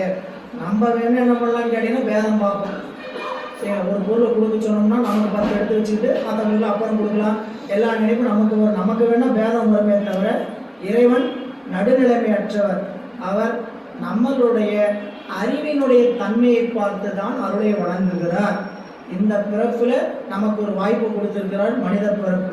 இந்த பிறப்பை வச்சு நாம உரிய முறையில் செயல்பட்டோம்னா அடுத்த பிறப்பு இருக்குமாயின் அது அதை விட உயர்ந்த இடமா இருக்கும். இல்லை கொடுத்த இடத்துல நீ ஒழுங்கா நம்ம பயன்படுத்தலைன்னா இதுக்கு அடுத்து என்னங்க, டீ ப்ரமோட் தான், மீண்டும் ப்ரமோஷனா கிடைக்கும். ஒழுங்கா வேலை செய்யல என்ன பண்ண வேண்டியதான், டீ ப்ரமோட் தான். என்ன எங்கேயாவது மீண்டும் பன்றியால் நாயால் பேயால் எங்கேயாவது மீண்டும் சுற்றணும். சுற்றிட்டு பல லட்சம் பிறப்பு கடந்து மீண்டும் மனிதன் வந்து வருவான். ஒரு மனித பிறப்பு கிடைக்கும். ஏதோ இப்போ கிடைச்சிருக்கிற மனித பிறப்பு ரொம்ப எளிமையாக கிடைச்சிருக்குன்னு நினச்சிட வேண்டாம். இல்லை, ஆமாம், எத்தனை பேர் அதை தெரிஞ்சுக்கிறோம். நம்மளுக்கு பெருமவற்றுள் யாமறிவதில்லைன்னு சொல்கிறார். இல்லைங்களா? பெருதற்கரிய பிறவி பெற்றுங்கிறார் நம்மளுடைய திருமூலர் பின்னாடி சொல்லுவார். இந்த பிறவி எப்படிப்பட்ட பிறவி? பெருதற்கரிய பிறவி. எத்தனை அந்த பெருதற்கரிய பிறவி எத்தனை பேர் உணர்ந்திருப்பாங்க? நீங்கள் எத்தனை கோடி மக்கள் இந்த உலகத்தில், சரிங்களா, எத்தனை கோடி மக்கள் எண்ணி பார்த்து சொல்லிடலாம். எத்தனை பேர் சிவபெருமானை வழிபாட்டில் நிற்கிறாங்கன்னு என்ன பண்ணலாம், கணக்கெடுத்து சொல்லிடலாங்க. இல்லைங்களா? நீங்கள் பல்லாயிரம் கோடி மக்கள் இருக்கக்கூடிய உலகத்தில், சரிங்களா, அந்த உலகத்தில் வழிபாடு செய்கிற லட்சக்கணக்கில் எண்ணி சொல்லிடலாம். அப்படி அறிந்து கொண்டு இருக்கிறவர்கள் அவ்வளவுதான். அப்போ இறைவன் அருள் செய்கின்ற தன்மையில நடுவு நிலைமையிலிருந்து தான் அருள் செய்கிறாரே தவிர பாரபட்சம் பார்த்து ஒருபோதும் அருள் செய்பவர் இறைவன் அல்ல. எனவே இங்க செவ்வானில் செய்ய செழுஞ்சுடர் மாணிக்கம் என்று சொல்கிறார். மாணிக்கத்துள்ளே மரகத சோதியாய் மாணிக்கத்துள்ளே மரகத மாடமாய் மாணிப்பொன் மன்றில் ஆடும் திருக்கூத்தை பேணி தொழுதென்ன பேரு பெற்றாரே. இங்க எளிமையா ஒரு பாடல். இறைவன் எப்படிப்பட்டவர்களுடைய அறிவில் விளங்கி தோன்றுகிறார்? இறைவன் யாருடைய அறிவில் விளங்கி தோன்றுவார் அப்படின்னா, மாணிக்கத்துள்ளே மரகத சோதியாய். மரகத சோதி என்பது பச்சை நிறம், மாணிக்கம் என்பது சிவந்த நிறம். இந்த சிவந்த நிறத்தோடு பச்சை நிறம் கூடியிருப்பது சிவப்பு இறைவனுடைய தன்மையும் பச்சை அம்பிகையினுடைய தன்மையாக சொல்லப்படும். இங்கே பேரூர் அம்பிகைக்கு பேருங்க பச்சை நாயகி. அம்பிகைக்கு பச்சை நாயகினே பேர். பல இடத்துல மரகதாம்பாள்னு இருக்கக்கூடிய சாமியை பார்க்கிறோம். சரிங்களா? அப்போ மரகதம், இறைவன் மரகதம் என்கின்ற அதை சொல்லும்போது சொல்லுவார், திருவாசல் சொல்லும்போது சொல்லுவார், மரகத குவால் மாமணி பிறக்கம். இறைவன் எப்படிப்பட்டவர்? பச்சை மலையில மாணிக்க கற்கள் பொருந்திய மாதிரி இருப்பார். மரகத குவால் மாமணி பிறக்கம் அப்படின்னு சொல்லுவார். அப்போ மாணிக்கத்துள்ளே மரகத சோதிய, அது மாணிக்க மணிக்குள் தானே மரகத ஒளி வீசினார் போலவும். அடுத்தது மாணிக்கத்துள்ளே மரகத மாடமாய், மாணிக்கத்துக்கு மாளிகைக்குள்ளே மரகதனை காணப்பட்டார் போல் ஆணி பொன் மண்ணில் ஆடும் திருக்கூத்தை. இறைவன் அம்பலத்தில் ஆடுகிற கூத்து எப்படி இருக்குன்னு கேட்டீங்கன்னா, சாமி மாணிக்கமாக கூத்து ஆடுகிறார், அம்பிகை மரகதமாக பச்சை நிறமாக நின்று காண்கிறார். இதில் இன்னொரு முப்பெண்ணு கேட்டீங்கன்னா, இந்த தரிசனம் கிடைக்கும் போதே இப்படிதான் கிடைக்கும். தரிசனம்னா தில்லையில கூத்த பெருமானை பார்க்கும்போது இல்லை, யோக நிலையில கிடைக்கக்கூடிய தரிசனத்துல பச்சை நிலை கிடைக்கும் போதும் அருள்நிலை தெரியவன், அதாவது அம்பிகையினுடைய அருள்நிலை தெரிகிறதுன்னு அர்த்தம். சரிங்களா? நீங்கள் வள்ளலாருடைய இது படிச்சிங்கன்னா, இந்த தியானம் முருகின்ற பொழுதுல நிறங்கள் பேதம் சொல்லுவார். இந்த பச்சை நிறம் கிடைக்கும் போது நாம் சிவயோக நிலையில் கூடியிருக்கிறோம். சிவப்பு நிலை குடிக்கும். நீங்கள் அந்த ஜவ்வு இருக்குது, இந்த குரு மத்தியில் ஜவ்வு இருக்குது. அந்த ஜவ்வுல ரெண்டு ஜவ்வுமே கூடுகிற எப்படி இருக்குன்னு கேட்டீங்கன்னா, சிவப்பு பாதி பச்சை பாதியாக கூடுகிற ஜவ்வு கண்டேன் அப்படின்னு சொல்லி வள்ளலார் பாடலை பாடுகிறார். எனவே மாய் ஆணிப்புண் மண்டில் ஆடும் திருக்கூத்தை. ஆணிப்புண் மன்று தங்க தங்க பொன்னம்பலம். ஆணிப்பொன் மன்று என்னதுங்க? பொன்னம்பலம். இறைவன் ஆடுகின்ற பொன்னம்பலம். அந்த பொன்னம்பலத்தில் ஆடுகின்ற திருக்கூத்து. இறைவன் கூத்த பெருமானாக மாணிக்கமாகவும் அம்பிகையாக மரகதமாகவும் ஆடுகின்ற அந்த கூத்தை பேணி தொழுது என்ன பேரு பெற்றாரே அப்படின்னா, அவர்கள் ஆடுகின்ற திருக்கூத்தை விரும்பி வணங்கினோர். பேணி தொழுதுன்னா விரும்பி வணங்கினோர் பெற்ற பேச்சினை இவ் அளவினது என்று சொல்லுதல் கூடுமோ? அந்த கூத்தை தாங்க நாம் தரிசிக்கணும். அதனாலதான் அந்த தில்லை கூத்தை தரிசிக்க முத்தினார். தில்லையில ஒவ்வொன்றும் நம்ம அண்ணாமலையே நினைக்க முத்தி, திருவாரூர் பிறக்க முத்தி, காசியில் இறக்க முத்தி. ஆனா தில்லை கூத்தை தரிசிக்க முக்தி. அப்படின்னா தரிசித்தல்னா புருவ மத்தியில அந்த நடனத்தை காணணும். சரி, அந்த நடனத்தை காணணும்னா நம்மளுடைய அறிவு ஒருமித்து அந்த தியானம் உருகுன்ற பொழுது புருவ மத்தியில அந்த எப்பயுமே நம்ம தியானம் பண்ணும்போது எங்க நோக்கி தியானிக்கணும்னு கேட்டீங்கன்னா கண்ணுடைய நுனிப்பார்வை, மூக்கினுடைய நுனிப்பார்வை வர இடத்துல வச்சு பார்க்கணும்னு சொல்லுவாங்க. கண்ணை மூடணும்னா நம்ம கண்ணுடைய ரெண்டு நடுவில் இருக்கும். அப்போ அந்த பார்வையினுடைய ஒருமை என்ன பண்ணணும்னு கேட்டீங்கன்னா மூக்கு கொண்டு வரணும். இது தியானிக்கின்ற பொழுது அப்படி பேடி தொழுதென்ன பேறு பெற்றாரே. இறைவன் ஆடுகின்ற நடனத்தையும் அம்பிகை ஆடுகின்ற நடனத்தையும் தன்னுடைய அறிவில் காணுகின்ற தொழுது பேறு பெறுதல் எப்படி பெற முடியும் கேட்டால் பேணி தொழுதால் தான் பெற முடியும். அந்த பேணி தொழுதல்னு என்ன கேட்டீங்கன்னா வழிபாட்டில் புற வழிபாட்டில் நிற்கிறது மட்டுமல்ல, அக வழிபாட்டில் அப்படி நிற்கணும். அப்படி தொழுது பேறு பெற்றோருடைய நிலையை சொல்வது எவ்வாறு? பெற்றார் உலகில் பிரியா பெருநெறி, பெற்றார் உலகில் பிறவா பெரும்பயன், பெற்றார் அம்மண்டில் பிரியா பெரும்பேறு, பெற்றார் உலகுடன் பேசா பெருமையே சொல்றார். உலகில் அப்படி இறைவனுடைய திருக்கூத்தை கண்டவர்கள் என்ன பெறுவார்கள்? நாமெல்லாம் பெறணும். அவர்களெல்லாம் பெற்றார். பெற்றார் அப்படின்னு சொல்ல, பெற்றார்னா இறைவன் கொடுக்கிறார், அவங்க பெற்றார்கள். நம்மளுக்கு தாய் தந்தையருக்கு 2 பேரும் சேர்த்து பேர் என்ன? பெற்றோர். பெற்றோர்னா கொடுத்தவர் ஒருத்தர் இருக்குமா வேண்டாமா? பெற்றோர்னா கொடுத்தவர் கண்டிப்பா ஒருத்தர் இருக்கணும் இல்லைங்களா? அப்ப தாயும் தந்தையும் பெற்றோர்னா அப்ப அந்த பெற்றோர்கள் தகுதியை கொடுத்தவர் ஒருத்தர் நிச்சயமாக உண்டு. அது இறைவன் இல்ல, அவரை கொடுத்ததுனால நம்ம யாருங்க? பெற்றோர். அப்போ அந்த பெற்றார் உலகில் பிரியா பெரும்பேறு அப்படின்னா மேற்கூறிய ஆணிப்புண் மன்றினில் ஆடும் திருக்கூத்தினை அம்மன்றினின்று நீங்காது பேணி தொழுகின்ற பேச்சினை பெற்றவர். பெற்றார். பெற்றார்களுக்கு எங்க கொண்டு சேர்த்துன்னு கேட்டீங்கன்னா போன பாடலில் இருந்து அந்த கூத்த பெருமானுடைய நடனத்தை கண்டவர்கள் என்ன பேரு பெற்றார்? உலகில் பிரியா பெருநெறி. உலகில் பிரியா அப்படின்னு உலகில் பிரியா பெருநெறி என்பது இந்த உடம்பு நீங்கிய பிறகு சிவனோடு ஒன்றாகின்ற பெருநிலை, அது பெருநெறி இறைவன். அதனாலதான் நம்ம ஞானசம்பந்த பெருமான் பாடினார், பெருநெறிய பிரமாபுரம் மேவிய பெம்மான் இவன் தன்னை. பெருநெறி என்பது இறைவனோடு கூடுகின்ற பெருநிலை. அதனால சொன்னார், இவ்வுடம்பு நீங்கிய பின் சிவனோடு ஒன்றாகின்ற பெருநிலையும் பெற்றார் உலகில் பிறவா பெருமை. அதனால பிறவாமையை பெற்றார்கள். பெற்றார் அம்மன்றி பிரியா பெரும்பேர். இதன்னு கேட்டீங்கன்னா அந்த பிறவா நிலையை பெற்றதுனால அதனுடைய பயனாக இருக்கக்கூடிய திருவுக்கோயில் வழிபாட்டினை ஒழியாது செய்யும் பெரிய பேரு. 3வது வரி சொல்றாரு பாருங்க, இங்க பெற்றாருன்னா நீங்க இந்த உலகம் நீங்கி இறைவனுடைய திருவடிக்கு போய் பாரு பெற்றதல்ல, இந்த உடம்போடு இருக்கின்ற காலத்திலேயே அந்த ஆணிப்புண் மண்டில் ஆடுகின்ற இறைவனுடைய கூத்தை தொழுதவர்கள் என்ன பெற்றாருன்னு கேட்டீங்கன்னா அவ்வுலகில் பிரியா பெருநெறி, அந்த பெருமானோடு பிரியாது இருக்கக்கூடிய நிலையை பெற்றார்கள்.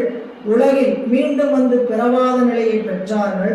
மீண்டும் உலகில் அந்த இறைவனோடு வழிபாடுல பிரியாடு. அதான் 3வது என்ன கேட்டீங்கன்னா பெற்றார் அம்மன்றில் பிரியா பெரும் பேர் அப்படின்னா இறைவனை திருக்கோயிலில் சென்று வழிபாடு செய்கின்ற அந்த பேற்றினை பெற்றார். பாருங்க, இறைவனுடைய அருளை பெற்றாச்சு. பெற்றதுக்கு அப்புறமும் வழிபாடு அவசியமா? அருள் பெற்றாச்சு. அருள் பெற்றதுக்கு அப்புறம் இது கோயிலுக்கு வரணும். ஒரு நாள் ஏன் வந்தீங்க? வேண்டுதல் இருந்ததுங்க. அந்த ஏன் வரதுங்க? வேண்டுதல் நிறைவேறிச்சுன்னு வரணும். அருள் பெற்ற பிறகு வர வேண்டுமா வர வேண்டாமா? வர வேண்டும் என்று சொல்வதுதான் 12ஆம் உறுப்பம். 11ஆம் உறுப்பம் வரையும் பார்த்தோம். சிவபோகம் கூடியாச்சு, இறைவனோட கூடி அனுபவத்தை பெற்றாச்சு. இந்த உடம்பு இருக்கும் போதே அனுபவத்தை பெற்றாச்சு. அதுக்கப்புறம் அந்த அனுபவம் நிலைக்க வேண்டுமா வேண்டாமா? நம்ம நினைச்சுக்கிட்டோம், பொருள் கேட்டோம், சாமி கொடுத்துட்டாரு, இனிமேல் கோயிலுக்கு போக வேண்டியது. கொடுத்த பொருள் நிலைக்க வேண்டுமா வேண்டாமா? நீங்க சிவ சிவ போகத்தை பெறுகின்ற அந்த நிலையை பெறுகிறது அப்புறம் சரிங்களா. இப்போ கூட பெறலாம் சில பேர், அதை விடுங்க சரிங்களா. நான் இப்போ என்ன நினச்சிக்கணும்னா, இறைவன்ட்டு ஒரு பொருளை கேட்டோம், கொடுத்துட்டாரு. அந்த பொருள் நிலைக்கணுமா வேண்டாம்? நிலைக்கணும்னா என்ன பண்ணணும்? வழிபாட்டை தொடரணும். வாங்கியாச்சு, வாங்குற வரையும் தான் அவங்களோட தொங்கிட்டு இருக்கணும்.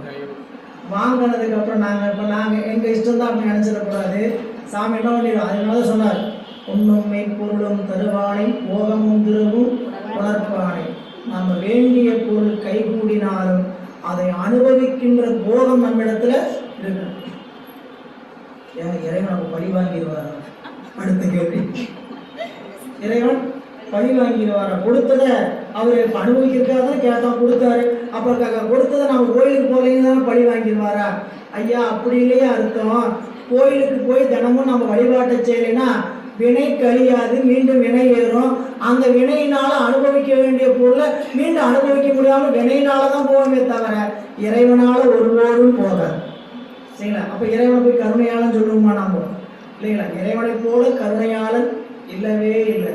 என்னங்க கருணைன்னு கேட்டா, நாம செய்த வினைய நமக்கே ஊற்றாம் பாருங்க. அதை விட உலகில பெரிய கருணை வேற எதுவுமே கிடையாது.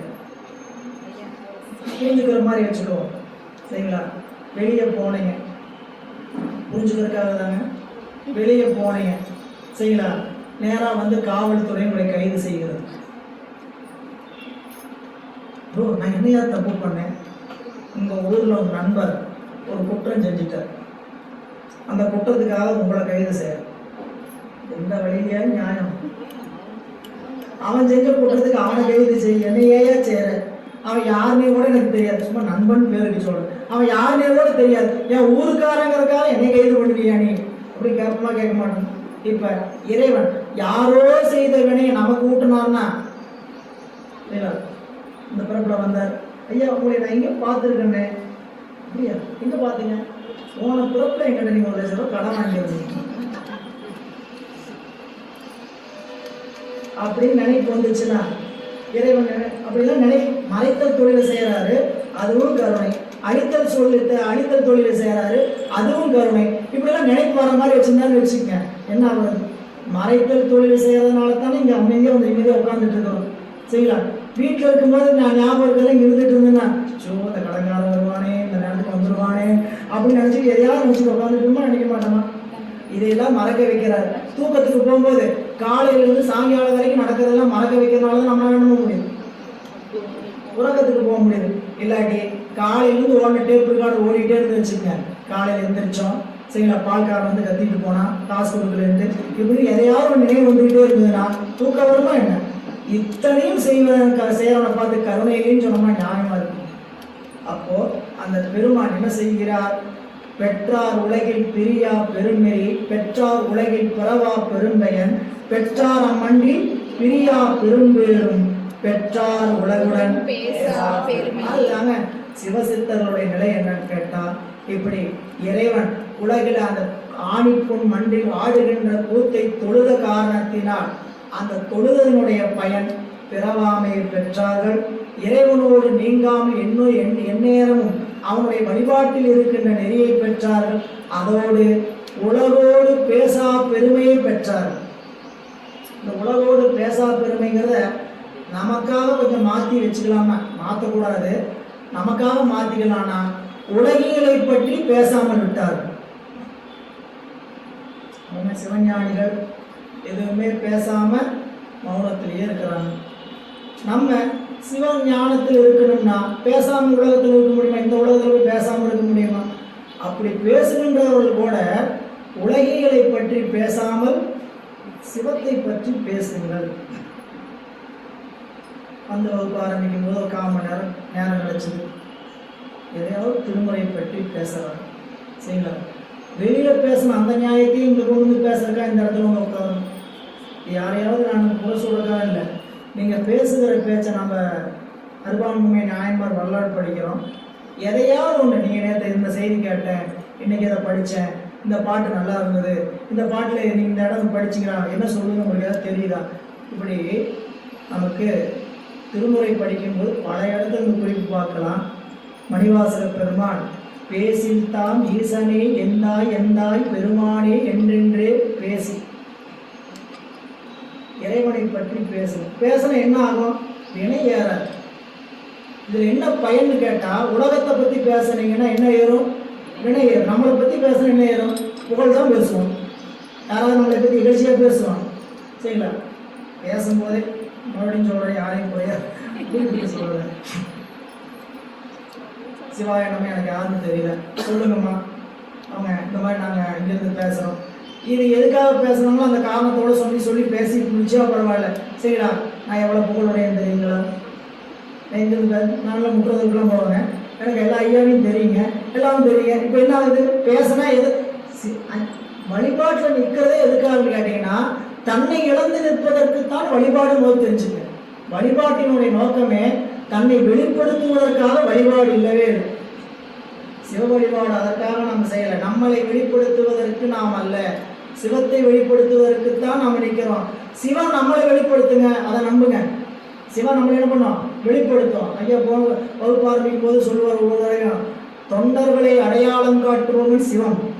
நீங்க போய் நம்மளையும் அடையாளப்படுத்தணும். எதுக்காக அடையாளப்படுத்தணும்? ஒருபோதும் அடையாளப்படுத்த வேண்டியதில்லை. அவன் நிச்சயமா அடையாளப்படுத்துவான். அடையாளப்படுத்த வேண்டிய நோக்கமும் நமக்கு இல்லை.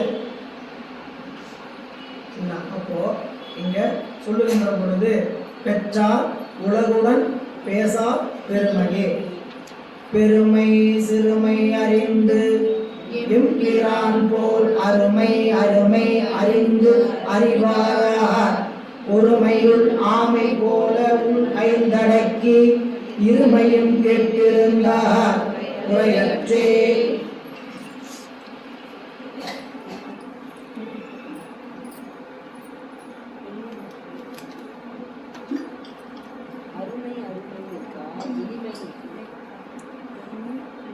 சில புத்தகத்தில் எளிமைன்னு இருக்கும், இந்த புத்தகத்தில் அருமை அருமைன்னு இருக்கு, அவங்க புத்தகத்தில் எளிமைன்னு இருக்கா அருமைன்னு மாற்றிங்க.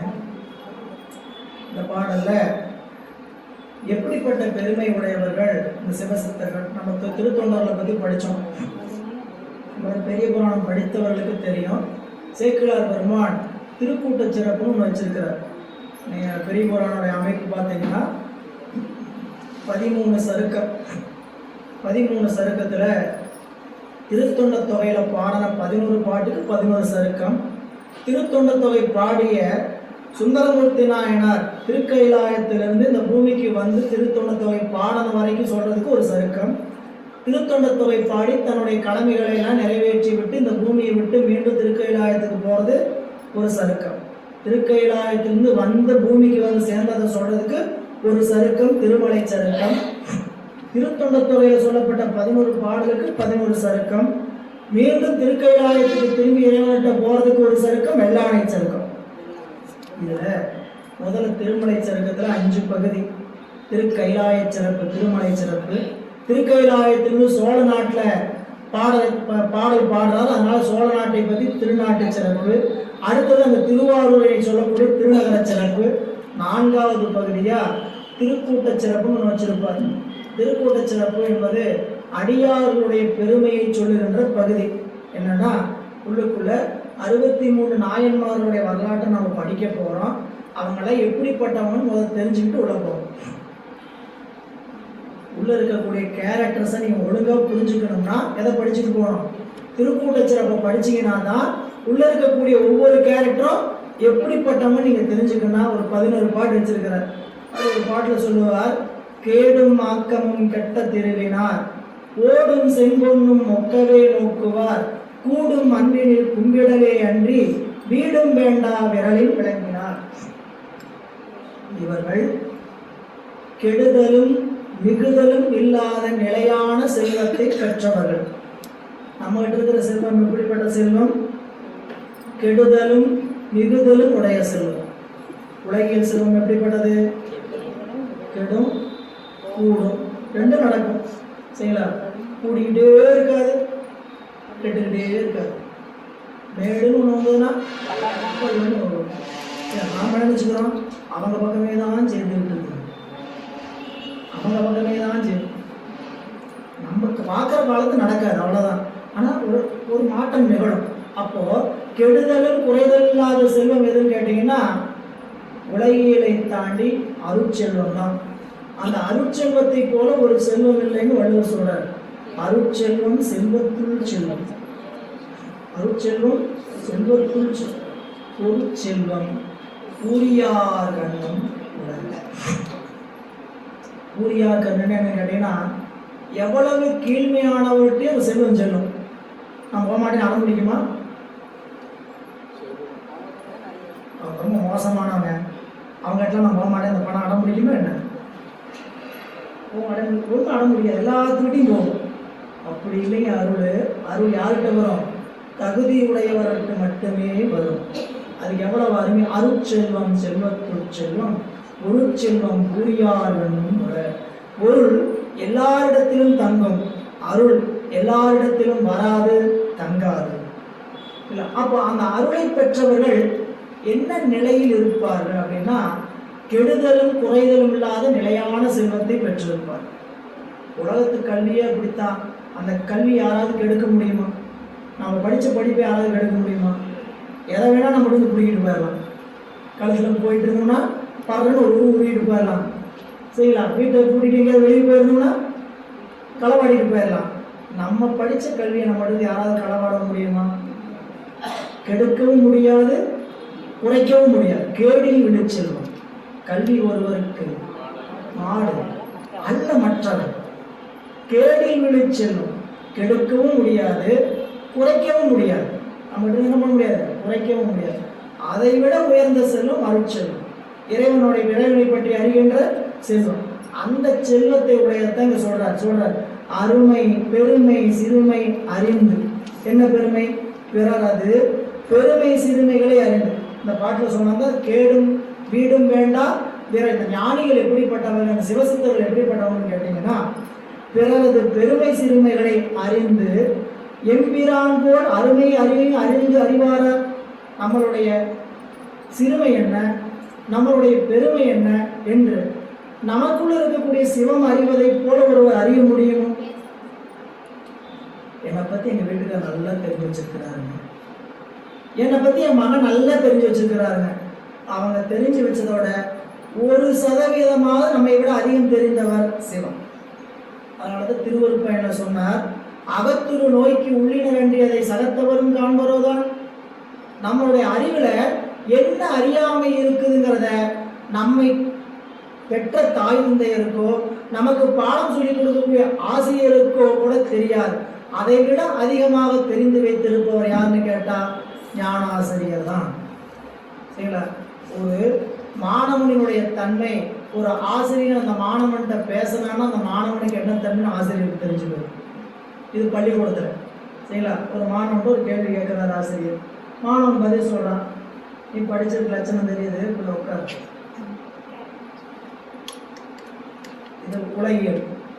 அதே மாணவன், அதாவது அன்பர், இப்போ ஞானாசிரியர்கிட்ட குருநாதர்கிட்ட பேசுறாங்க.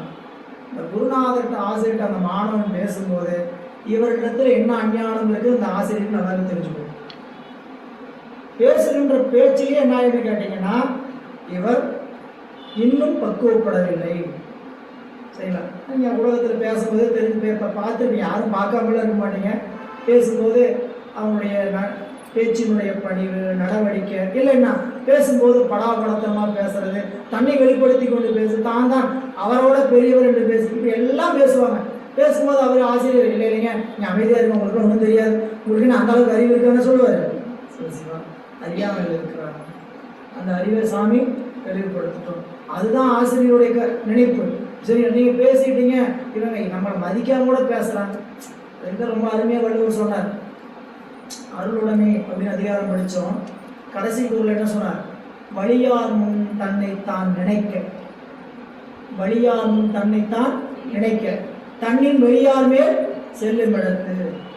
ஒரு பெரியவங்களை பார்த்தீங்க, பார்த்து வணங்கி நின்னீங்க, வணங்காமல் நிற்கிறீங்க, எப்படியோ ஒரு சூழல்.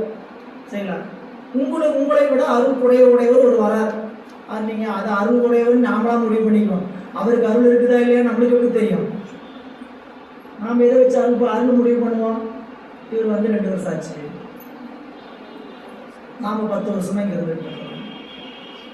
நம்மளோட அவரு அருள்ல கொஞ்சம் கம்மி தான். ஏன் இந்த திரைப்படத்தில் சொல்ற மாதிரி நானும் 3 வேளை கும்பிடுறேன், 6 வேளை 3 வேளை குடிக்கிறேன், 6 வேளை கும்பிடுறேன், எனக்கு அது செய்யாத சாமி உனக்கு அது செஞ்சிருச்சா அப்படிங்கிற மாதிரி சரி நாம என்ன நினச்சிக்கிட்டு இருப்போம். நான் 10 வருஷமா இருக்கிறேன், இப்போதான் வந்துருக்கிறாரு, 1 வருஷமா வந்துட்டு இருக்கிறாரு, என்னை விட அவர்கிட்ட எப்படி இருக்கும் அருள் கம்மியாக இருக்குன்ட்டு நம்ம என்ன நினைப்போம். அவர் வரும்போது நம்மளை வணங்குறத கூட இல்லை பற்றியா, அவன் ஒரு வணக்கம் கூட வைக்க மாட்டேங்கிறாங்க பற்றியா, உள்ளுக்குள்ள தோணுது. சரி அது தோணும் போதே அங்கே ஒரு செக்கு வைக்கிறார் வள்ளுவர். நீயே உன்னோட பெரியவங்களை பார்த்தவங்க வணங்கினியா, நீ உனக்கு இந்த நினைப்பு வந்துச்சா? எந்த நினைப்பு வந்துச்சா? உன்னை கூட வெளிவராக இருக்க வேண்டும், வணங்க வேண்டும் நினைப்பு ஒன்று வந்துச்சா? நீ என்ன நினை பண்ணிருக்கணும்? உன்னை கூட வழிபடுத்தணும் இருக்கணும், வணங்கி நின்று இருக்க வேண்டும். வழியாரும் தன்னை தான் நினைக்க தான் கண்ணில் மேலியார் மேல் செல்லும் இடத்து. உன்னையோட வெளிவடத்து நீ போகும்போது என்ன நினைப்பு இருந்தையோ அப்படி உனக்கு நினைப்பு இருந்தால் உன்னை பெரியவரிடத்துல மதித்து நில். அருளுடைய இடத்துல என்ன பண்ண? மதித்து நில். இந்த அருளுடைமை அந்த பணிவு தாங்க அந்த பக்குவத்தை காட்டி கொடுக்கும். பேச்சு எல்லாமே காட்டி. எனவே பெருமை சொல்ற சிறுமை அறிந்து எம்பிரான் போல் அருமை அருமை அறிந்தறிவாளர் எங்களுடைய அதாவது சொல்ற பிறரது பெருமை சிறுமைகளை அறிந்து அவற்றிற்கேற்ப அரியவனாயும் எளியனாயும் இருக்கின்ற முறைமையை எங்கள் சிவபெருமான் அறிவது போல் அறிவார் பிறையார். இந்த இடத்துல எல்லாம் முழுக்க முழுக்க குருநாதர் தான் வச்சுக்கணும், ஞானாசிரியர் தான் வச்சுக்கணும். என்ன கேட்டிங்கன்னா, ஒரு மாணவன் நம்ம இடத்துல வந்து ஒரு சந்தேகம் கேட்குறாங்கன்னா எனக்கு அந்த மாணவனுக்கு அந்த சந்தேகத்தை நிவர்த்தி பண்ணுறதுக்கு எப்படி எப்படியெல்லாம் இறங்கி சொல்லணுமோ அப்படி சொல்லணும். எனக்கு தெரிந்ததை சொல்லிட்டு போகிறதெல்லாம் என் வேலை. எனக்கு தெரியும், அவ்வளோதான் தெரியும், உங்களுக்கு புரிஞ்சாலும் சரி புரியாலும் சரி என்னமோ பண்ணிட்டு போகணும் அப்படி இல்லை முடிச்சுட்டு போகிறது. புரியுதா? அதை சொல்கிறார். அவரை போல் எளியவனாயும் அரியவனாயும் இருக்கக்கூடியவர் யார்? அடுத்து சொல்கிறார், ஒருமையுள் ஆமை போல் உள்ளைந்தடக்கி இருமையும் கேட்டு இருந்தார் குறையற்றே. அதுக்கு ஒரு உதாரணம் சொல்கிறார். அப்படி ஒரு அன்பர் இவ்வொரு பிறப்பிலேயே ஆமை தனது 5 உறுப்புகளையும் தனக்கு காவலாய் உள்ளே ஓட்டிற்கு அடக்குதல் போல புலன் அவா 5னையும் தமக்கு அரணாய் உள்ள அவனது திருவருள் அடக்கி இன்மை இன்பம் அருமை இன்மை 2ஐயும் உகர்த்து குற்றம் அறிந்து அற்று இருக்கின்றார். எதுக்கு சொல்றாருன்னு பார்த்தீங்கன்னா, இப்படி இறைவன் நமக்குள் இருந்து நம்மளுடைய அறிவுத்தன்மையை அறிந்து கொண்டு அவனைப் போல எளியவனாயும் அரியவனாயும் இருக்கின்றவர் யார்? அப்படி இருக்கின்ற இறைவனை நாம் அறிய வேண்டும் என்று சொன்னால் நம்மளுடைய புலன் அவா 5ன் வழியாக செல்லாமல், நம்மளுடைய அவா புலன் 5ன் வழியாக செல்லாமல் ஒருமையில் ஆமை போல் 5 அடக்கி நில். அப்படி ஒருமையில் ஆமை போல் 5 அடக்கி, அதாவது ஒருமைக்குன்னு அது சொல்லும்போது சொல்றார், ஒருமை போல் 5 ஆமைகள் 5 அடக்கி நின்றார் ஆற்றல் எதுங்க மலையினுமான தெரியுது இவங்க சொல்லும்போது சொல்லுவார். அப்போ ஆமை போல உள்ள ஓட்டுக்குள்ள ஆமை தனக்கு ஆபத்து வந்தால் என்ன பண்ணும்? உள்ள அந்த 5 உறுப்புகளையும் உள்ள அடக்கிக்கும். அப்போ நாம் ஆசிரியர் இடத்துல நிற்கும் பொழுது நம்மளுடைய அந்த புலன் 5 என்ன பண்ணணும்? அடங்கி நில் அப்படின்னு காட்டுகிறார் என்ற சிந்தனையோடு இன்றைய சிந்தனையை நிலையில் செய்யணும். இனி வருகின்ற சிந்தனை வரும் சிந்திக்கலாம். திருச்சிற்றம்பலம். என்றும் இன்பம் பெருகும் இயல்பினால் ஒன்று காதலித்து உள்ளமும் மூங்கிட மன்றுளார் அடியார் அவர் வான்புகழ் நின்றதெங்கும் நிலவி உலகெல்லாம் வான்மிழில் வடாது பெய்க மணிவளம் சுரக்க மன்னன் போன் முறை அரசு செய்க குறைவிலாது உயிர்கள் வாழ்க நான் வரை அரங்கள் ஓங்க நத்தவம் வேள்வி மல்க மேன்மைகள் செய்வ நீதி விளங்குக